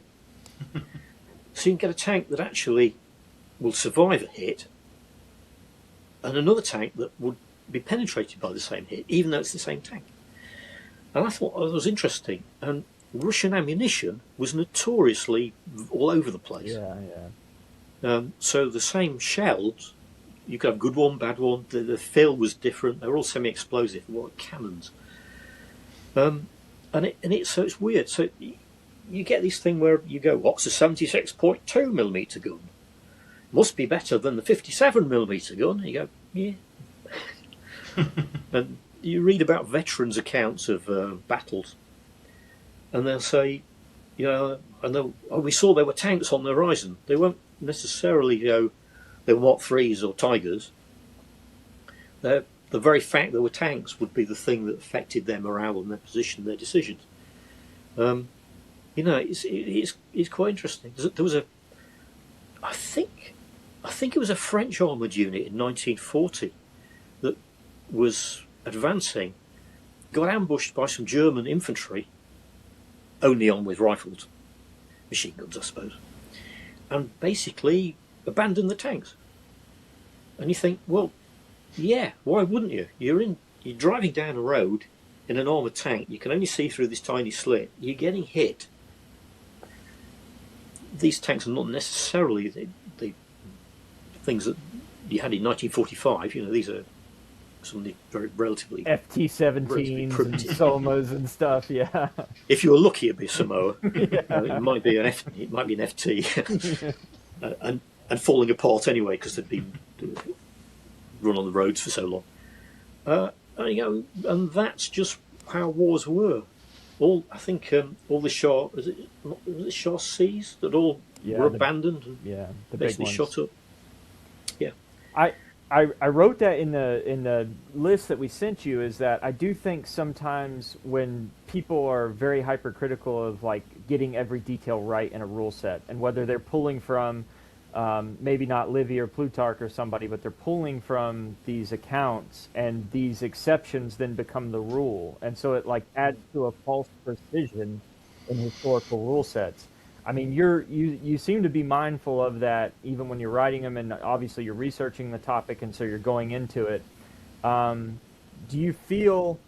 I would say, if I was to hypothesize what your guidance would be, it would still be, you're going to make the game playable. And you're going to have some themes and motifs from history, especially if it's grown legs or anything like that. But you're going to, at bottom, it's kind of the playability is going to win out on perception. Yeah, I make games that are games, I make them to play, and I'll make them to play in the environment in which I play them. And Hail Caesar and Black Powder, for example, are essentially multiplayer games. I mean, you could play them one-on-one, but really they're designed to be played 2 or 3 on 2 or 3, because that's the way we play wargames. Yeah, a social, basically a social event. Yeah, whereas Bolt Action was designed to be a commercial set of rules to be played one-on-one competitively, as well as socially. So that again, it's a different thing. And they all work. They're all games, and people prefer some things to others. I mean, I know some people prefer a lot of competitive players would play. Is it Mortimer Gloria? Rules or some modern variation of DBM for Ancients, because they're more competitively inclined. They're designed to be played that way. Whereas Hail Caesar isn't. You can't play Hail Caesar competitively. Not really. My 300-point Huns are going to take on your 300-point Egyptians. Yeah, but can you imagine trying to give the orders verbally? What do you mean exactly by that? You have to have that social interaction. The way the orders are given absolutely binds you into a contract with your opposing player. And if you've never played that guy before, the contract has to be circled around. You have to be very considerate. You almost have to go, that means I can move here. Do you agree? If you really want to go that far. Well, and I think the way that you've designed it where you're talking out loud, and I think social contract is the perfect word, because it is a casual game. And when I see people, whatever you want to call it, the field badsies is what I call it, like during a game, like either there was a misinterpretation of a rule or something like that. If you're telling the player, like, this is what my infantry is going to do, like, hey, they're saying it right then, too, before even dice are rolled. So it's, okay, I understand your intent. Now let's see if it happens. Sometimes people get a bit carried away and they forget to say what they're going to do. Mm-hmm. Blunder. That's a theory, that's a blunder, but in practice we often let people off. Yeah. But remind them. So that leads nicely, I think, into the narrative versus kind of the points balance. That kind of that open-ended social contract you have in that kind of gameplay, as opposed to the kind of more terminal, like, all right, it's just a straight points list, and it's all very cookie cutter motif versus the well, let's build forces that we feel like we want to play with, and we're going to say our orders and then execute them. That's it. It's funny. A lot of people can't get their heads around games that don't have points value. So if you're designing a commercial war game, you've got no choice but to do points value. And I did a points value based set of army lists for Hail Caesar, because I know that ancient wargamers are very much in that's their mindset. I don't use them. Whenever we play Hail Caesar or Black Powder, we just play games. The collections come out, the scenario is being created by whoever's hosting the game, and we just play. But I never use points value. In fact, even with games of Bolt Action that I've been playing with Alessio, we've not been using points values. We've just been going, that's about right. Because we're at that stage with the game. So points values to me are they're a great way of being able to organise a game, organise a game and select an army, and fantasise about an army. I've got 1,000 points. I'm going to have this and this and this. I haven't got enough for that. Perhaps if I reduced, you can spend many an hour messing around with army lists, putting armies together. To some people, that's actually a large part of the war game. It's not part of my gaming. I'm not really all interested in it. I'll do it if it's a commercial necessity, but it's not something I particularly enjoy. Brian Hansel always said that you have to have army lists so that people can actually collect their armies, so they know what to collect and how to collect. I think there's some truth to that. Well, as opposed to give you a balanced game, because Brian Hansel actually had no interest whatsoever in competitive wargaming. He hated competitive wargaming. Well, so for the first time, I'm running my first escalation league with bolt action. Okay. Kentuckian's done it a lot, and I find that it is useful having points because several of our players, this is their first ever war game, real experience. It's the rest of them, most of them, this is their first historical, and so if nothing else, the points really just help. It's like, okay, we're helping you build a force, so it's building and collecting. Okay, now add this number of points worth of stuff to your collection, and then introducing them to the rules, and then, you know, theoretically when we're done with the league, now they have an army, now it's like, hey, what do you want to play with? And you can get to that more open narrative portion. So I think there is, what you're saying to your point, there is a good use in points to help people initially build armies and collect who might not know enough historically to be like, well, Absolutely. I just need this. Particularly for club games. I mean, if you're going to turn up at a club and you don't really know who's going to be there, but if you've got 1,000 points of German World War II Germans, and you play bolt action, if somebody else turns up and they've got 1,000 points of Russians and they play bolt action, you've got a game, haven't you? You can be reasonably confident that the game's going to be playable. It'll be fair insofar as such things can be fair. Points are important from that point of view. It's just that they really form part of my personal wargaming experience. And I think, like, even when Kentucky and I play, because we know each other, like when you're playing with your community, your circle of friends or wargamers, you know who you're playing with, you know your all's collection, and really you just want to get your stuff on the table to do whatever it is you want to do. Yeah, well, and also somebody will have set the scenario, and the scenario would have determined the troops on either side. So the guy who's done that has taken the responsibility of ensuring that everything's square. And generally speaking, when we're playing Napoleonic games around Alan Perry will have designed the scenario based on the historical battle, but he'll have chosen the forces based on the historical forces. But it will be roughly, well, you've got so many cavalry, you've got so many cavalry, you've got so many infantry. These are elites, but you've got 2 units here of militia, and that roughly is equivalent. So he'll be working it through on that basis. It's not just a random selection of troops, but it's somebody's responsibility. And then that person will run the game and might just take a force, but might not. Whereas if you don't have that at a club, do you? You don't have that luxury of being able to set the game up, spend hours on the table, and all that. So points are useful. Points have like bled into the word you hit, Rick, is this fairness. This kind of like, is there an even ability for me to win the game? What I've seen recently is like points have bled into rule sets that are nowhere near competitive. Like to some degree, you can say with Hail Caesar or Black Powder, like, hey, you bring 200 points, 300 points of French, I'll bring 300 points of British, and it should be to some degree fair.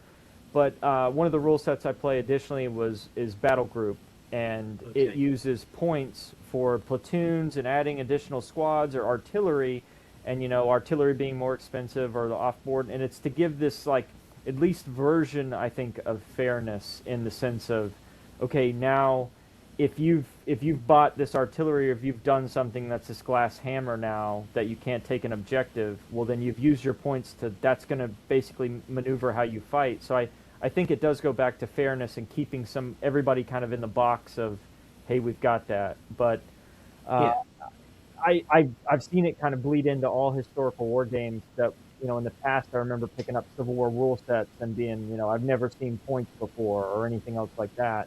I only saw them in WRG or those, at least the idea that, hey, you're going to build the army along this line.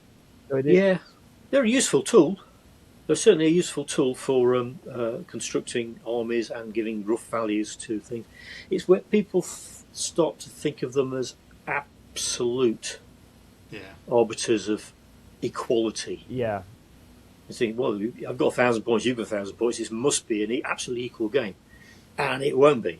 I got 3 tanks and you got a bunch of infantry. But it might, well, exactly how many halflings equals a dragon. It's all of that. It's situational as well. It's if you've got all the cover on your side of the table, you've got an advantage, haven't you? How many points is that worth? If you've got a very mobile army and the objective is to get from A to B, you've got an advantage over someone who's got a very static army. so depending on the objective, the terrain, the size of the tabletop, the relative values, the relative strengths and weaknesses of the armies, where's the equality? Unless you're going to fight with two identical armies on an identical mirrored tabletop, you can't have any. You'll never have an absolute equality. Well, and commanders, to your point with like historical war games, I mean, I don't know if you can ever point to a battle and say, hey, that was exactly fair. Did Napoleon go to Wellington and say, hey, did you bring 300 points? Okay, we can't do this. Wait a minute, you're 3 points over there. Yeah, so I think it gives you that stress. I want to move on to I think it's a great answer you had for the narrative kind of versus points and points balance, but I want to move on to kind of scale and perspective, because you have, talking about it even initially in the games you've designed, from whether it be War Master to skirmish games that you've been involved in, either your science fiction or historically based skirmish games, to Black Powder and Hail Caesar, Rank and Flank. When you're designing those rule sets and what you talked about in the abstract, what makes you think too about, what levels should the rules represent? Who's in charge, and how do you press the tactical decisions to the different scales? Yeah, I don't know really. It just seems to work through. I mean with War Master and Hail Caesar and Black Powder, you're essentially working in brigades or groups of units. So the order giving goes through one of maybe three sections. I mean, in Hail Caesar in particular, you tend to have a wing, a centre, and a wing, because that's how ancient armies and medieval armies work. And sometimes with a reserve, which is four, which works fine. If it was a skirmish war game, you'd almost have to do it onto an individual level, wouldn't you? Yeah. I think you just adapt the thing to the subject. So it mimics. You're trying to think of like, and again, whether you're commanding in War Master, bigger armies, or in Hail Caesar or in Bolt Action, you're saying, okay, what is the tabletop trying to replicate, and whether it be skirmish or anything, you're forcing the perspective on kind of the command and the scale to represent that. Whether in particular this tabletop scale, not much. The miniature scale is almost irrelevant. Yeah, it's the scale of action is how big is that an area is that table representing, and how big an area is that little village representing. Is that little village which you've represented by a single building with a little wall around it? In reality, that might be 20 or 30 houses with, depending on the scale, and similarly. That you've got an infantry unit there that's actually a squad, 10 men, but that's really standing in for the way a company would work or the way a platoon would work, depending on the scale.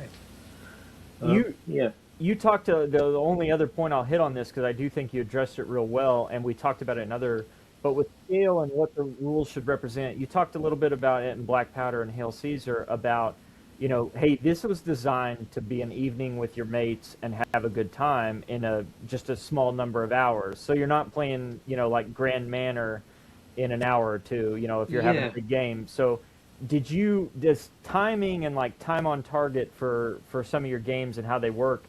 But again, Black Powder and was designed to have that top-down view of commanding a battle. With things like in the Grand Manor, you often have a ground-up view. Well, I'm not unfamiliar with the time it might take for an Austrian battalion to form square, and their squares were bigger than French squares, and they were a different shape, and da-di-da-di-da. There are is it Nosworthy? Has written some books on this. I have read all that stuff and know all that stuff, but it doesn't really impinge upon a game unless you're going to design from the ground up. And if you design from the ground up, you end up going, well, the men can move so many yards in a certain period. And you often end up with a war game that's just very slow, because a lot of a battle is spent standing around, in reality, waiting for command or waiting for the opportunity to move. And then when actions happen, they tend to be dynamic. The thing resolves itself. And you don't get that in a ground-up war game. And what we found when we were playing Napoleonic war games using, I don't think it was in the Grand Manor, I think it might have been something else, maybe Shaco, we were not getting games finished. So we were getting together after work, so 6 o'clock, the table would be laid out, we'd start playing, but midnight would come around and we'd just about be in range of each other. You've moved a foot, yeah. Yeah, and that's why we started playing Black Powder. It's why Black Powder was invented. It's because I think Jervis Johnson, actually, to much to his credit, he said, why don't we have a go using War Master? And he just drew up a one-page set of rules that was basically a conversion of War Master into Black Powder, but which have the essential idea of giving the order verbally and so on and so forth. So, it was a good call. And the stats were just the standard War Master stats multiplied by 3, because the War Master stats per stand, and stand is 3 stands per unit, whereas in Black Powder the unit's just a unit. So that's where it all comes from. That's awesome. It was done that way. It was for speed, as you suggest. Yeah, time had a lot to do with it. I'll kick it back over to Wyndehurst for the next section. Yeah, I'm going to skip 7 because I think I'd like you to take that one, Kentucky. I want to jump over to 8 because it builds on one of our previous questions, scenarios and campaigns. I think it's kind of a continuation where we were talking about narrative versus kind of a points, but there's two ways I want to look at this. So the first one is, I really think that scenarios, you mentioned it, that when you're game with the Perrys, they've already written up the scenario, they got the force list, so you don't need point systems or anything when you've got a good scenario. The scenario should have it all baked in. Yeah, and somebody's in charge of the whole thing, so somebody's making that decision. Yeah. So when you're designing, I mean, most war rule books in general, and certainly all of yours, they come with some basic scenarios in them. So, I know you don't personally use points, but in those scenarios, are you trying to give players the tools to use where it's like, okay, instead of just like, I'm throwing my points down, you're throwing your points down, we're just going to fight it out, but to give them more narrative opportunity through a scenario? Just open the games up, even if most people are just going to go, well, let's play a standard, what we call it, meeting encounter. Where I line up and you line up. It's World War II. You line up, I will line up, and we'll just have a battle. Most people will play that most of the time. But you like to go, let's just kick some variation into it, just to give the people the idea that it doesn't have to always be the same game. You can sometimes play a different variation on it. It doesn't matter if people don't play them. You've put the idea, you've seeded the idea of a different kind of way of playing. And then my other thought on this question, scenarios and campaigns, is I know Kentucky and I have talked about this. We very often in historical wargaming, you get people who's like, well, why do I want to do historical games if I'm going to do these historical campaigns and battles? I'm just refighting history. Where's the fun in that? Versus, the what-if battles or the ones that maybe didn't get written in history.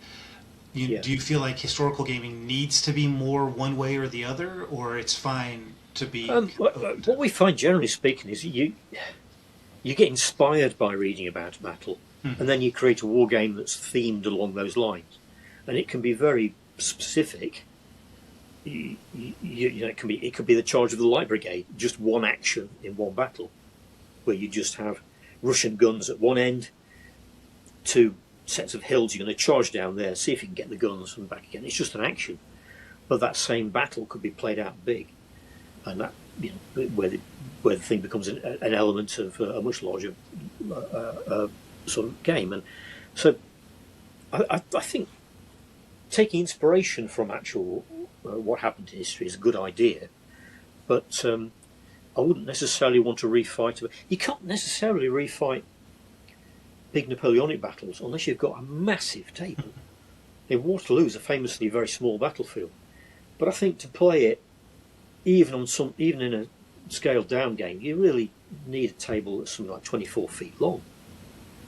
which I think they did recently. Yeah, well, was it? That's what I was going to say. It wasn't long ago. I thought they did that with Black Powder, and Warlord had sponsored it and stuff. So one of the next questions, and I think it'll lead into the last question Wyndehurst will ask you, is kind of the evolution of your design. We've talked a lot with you here about, what you're thinking about when you're making the game playable, how history is impacting that, the friction that you add at all scales.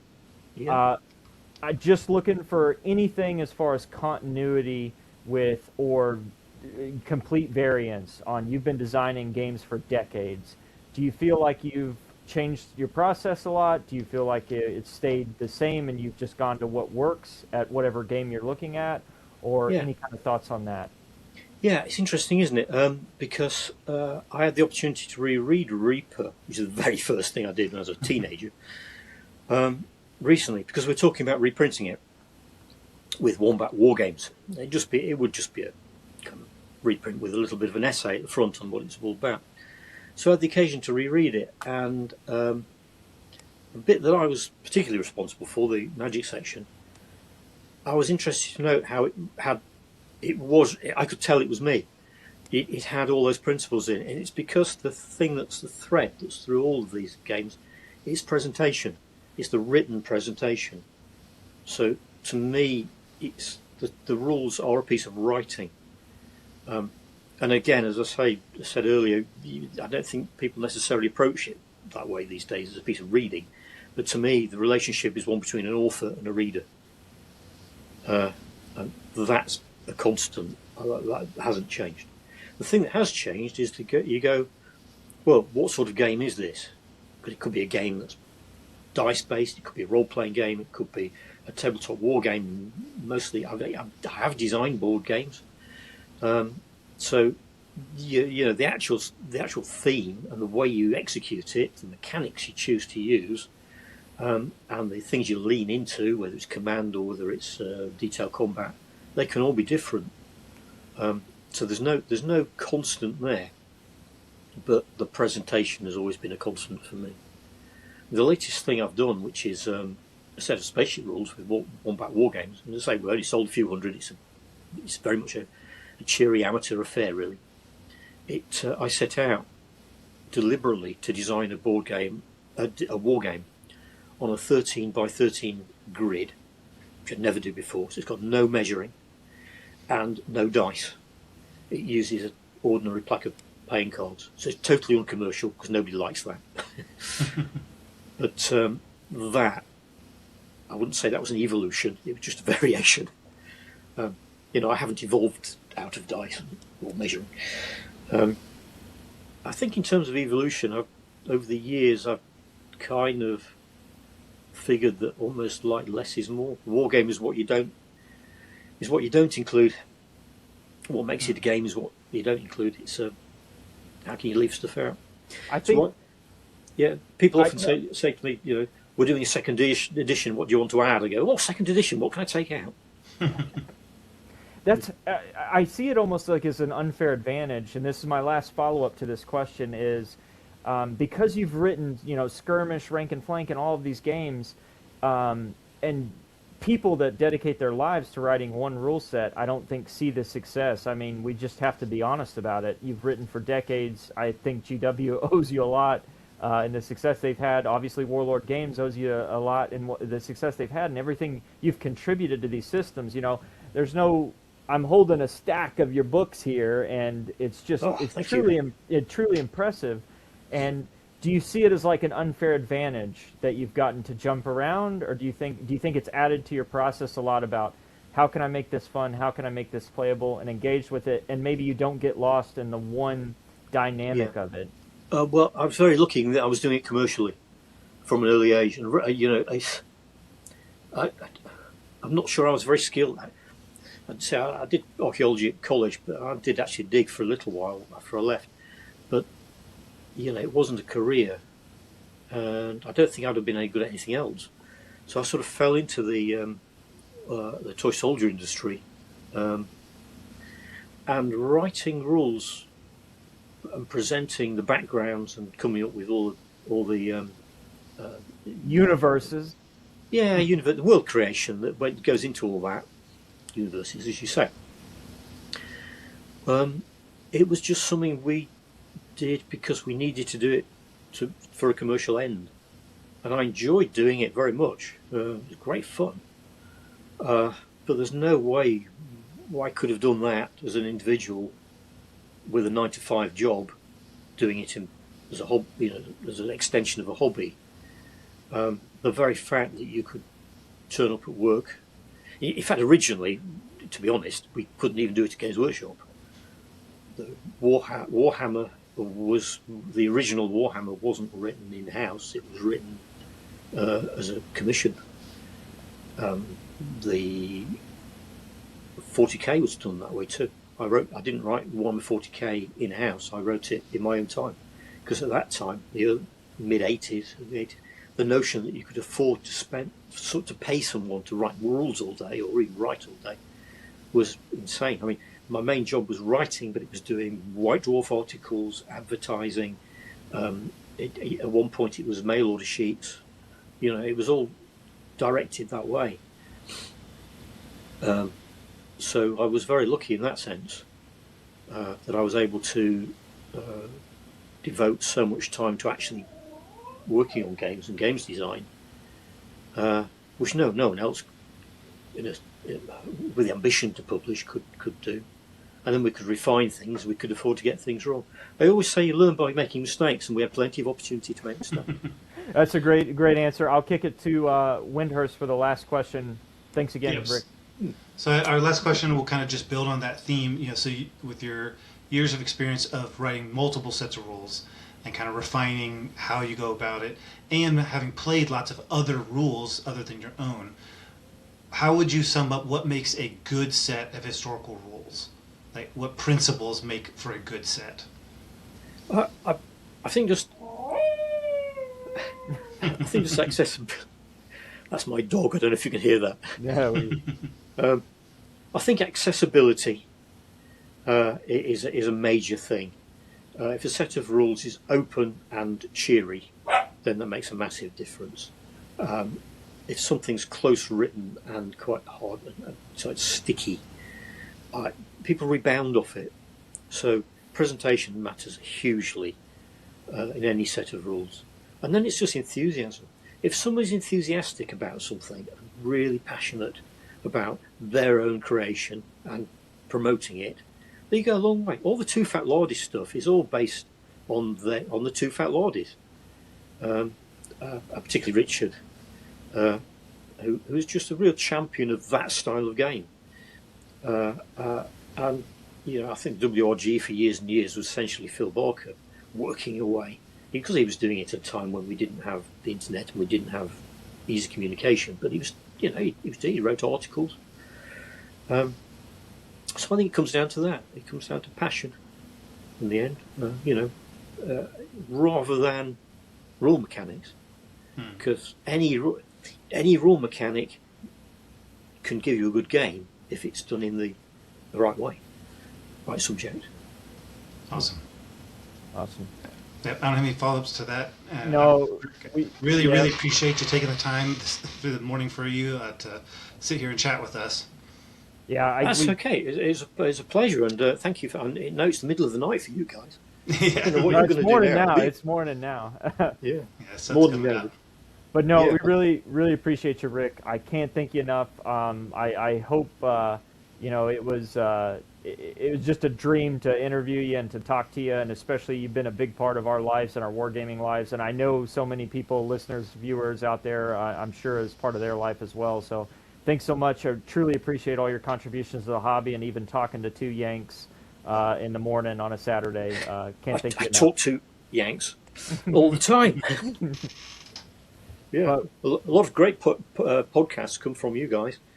It's always a pleasure, and and thanks very much for having me on. It's a pleasure to meet you, and good luck with your own rule writing, Rob. Thanks, appreciate it. See you, Rick. Thanks again. Truly appreciate it. Cheerio. So that was a great interview we had with Rick. I hope you all really enjoyed it.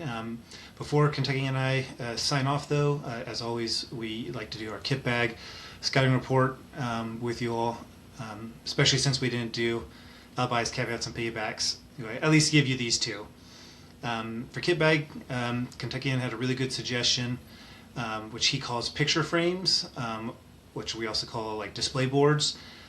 I've only done one, and it was a little bit big. It was like a 2x2 for bolt action army.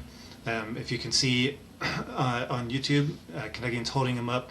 Literally, and I'll let you, Kentuckian, you describe what you've done with Yeah, so I just the idea is, again, kit bag is to make your hobby easier however you're doing it. So people put a lot of time into display boards, and if you ever play events, or whether it be Ancients or Bolt Action or anything like that, they're pretty impressive.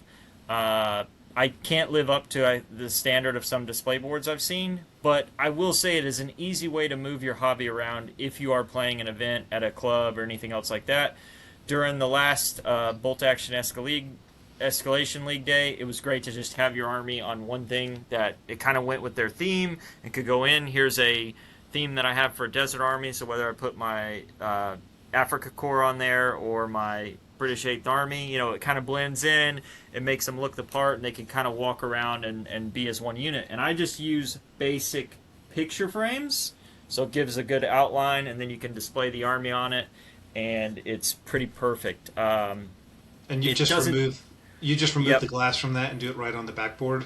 No, I do it on the glass because when I've done it on the backboard before, it will come through, or it'll be a little bit easier to break. The glass actually adds a layer to it and is a little bit more sturdy. And so, again, we both used these in the past when we've played events. I think they're, again, if you don't want to huddle up all your models together or do anything else like that, and if you don't have one of those cool roll carts where you could even put, a display board on top of it, it's to each his own. But if you do ever play events or anything like that, I think it's a quick, easy fix, ties your army in together, and if you're trying to go for a theme or a best painted award and anything like that, it's really good. And even if you're not playing events, and just to have your miniatures on something kind of off the table, I've even used them here in pickup games. If you've got reinforcements or something, you can put it on that on a, if you don't want to set it straight in a chair, you don't have another table to set it up. So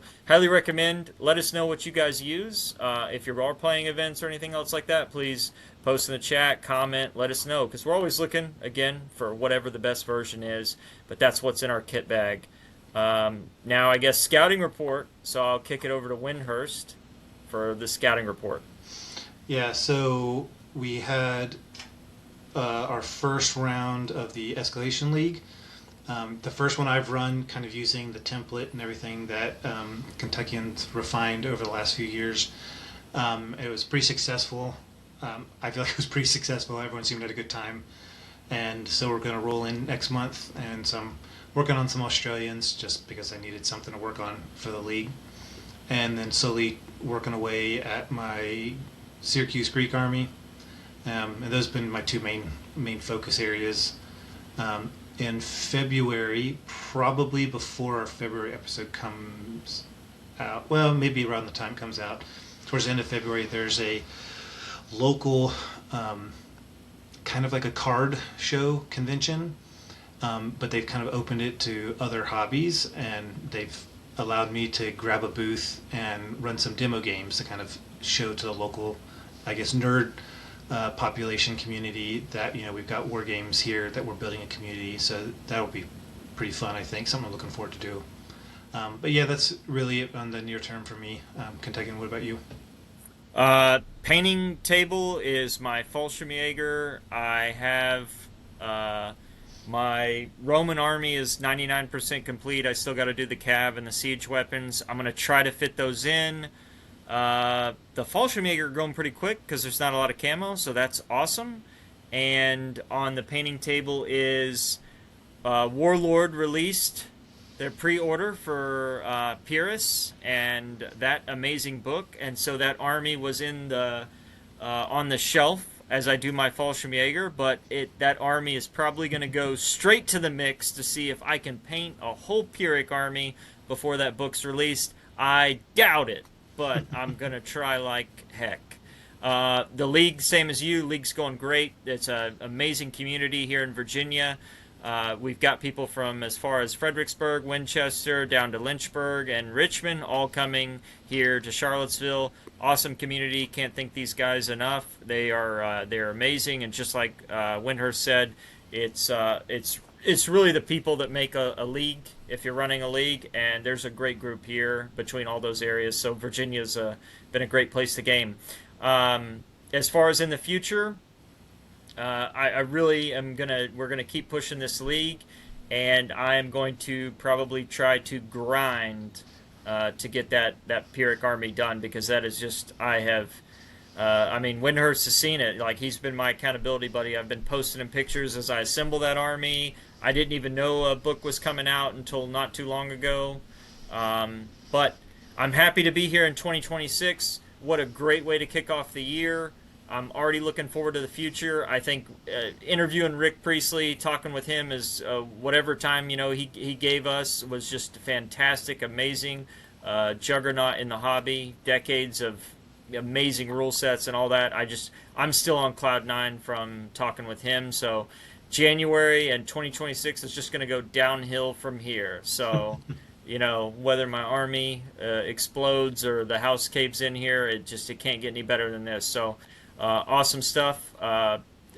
Again, I would ask anybody, engage on the Facebook group, message us, look up the YouTube and everything, and let us know kind of what you want to see. We have a bunch of episodes lined out here that we really want to do, but we're always curious about the next thing, next game to be played, next hobby, army to make or create, and we're looking forward to kind of sharing that journey with you and being on patrol with you. So let us know, talk to us.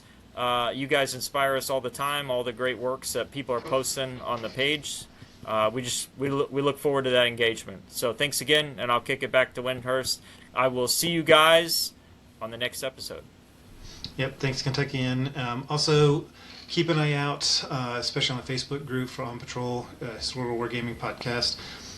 We are looking at trying to do a new thing and maybe doing a live stream paint and chat with you all. So if that's something that you might be interested in, then keep an eye out for it. And when we do it, we'd love for you to join in and come say hi. But without further ado, grab your sword, your spear, your shield, your musket or belt-fed machine gun, and join us on the next On Patrol. Dismissed.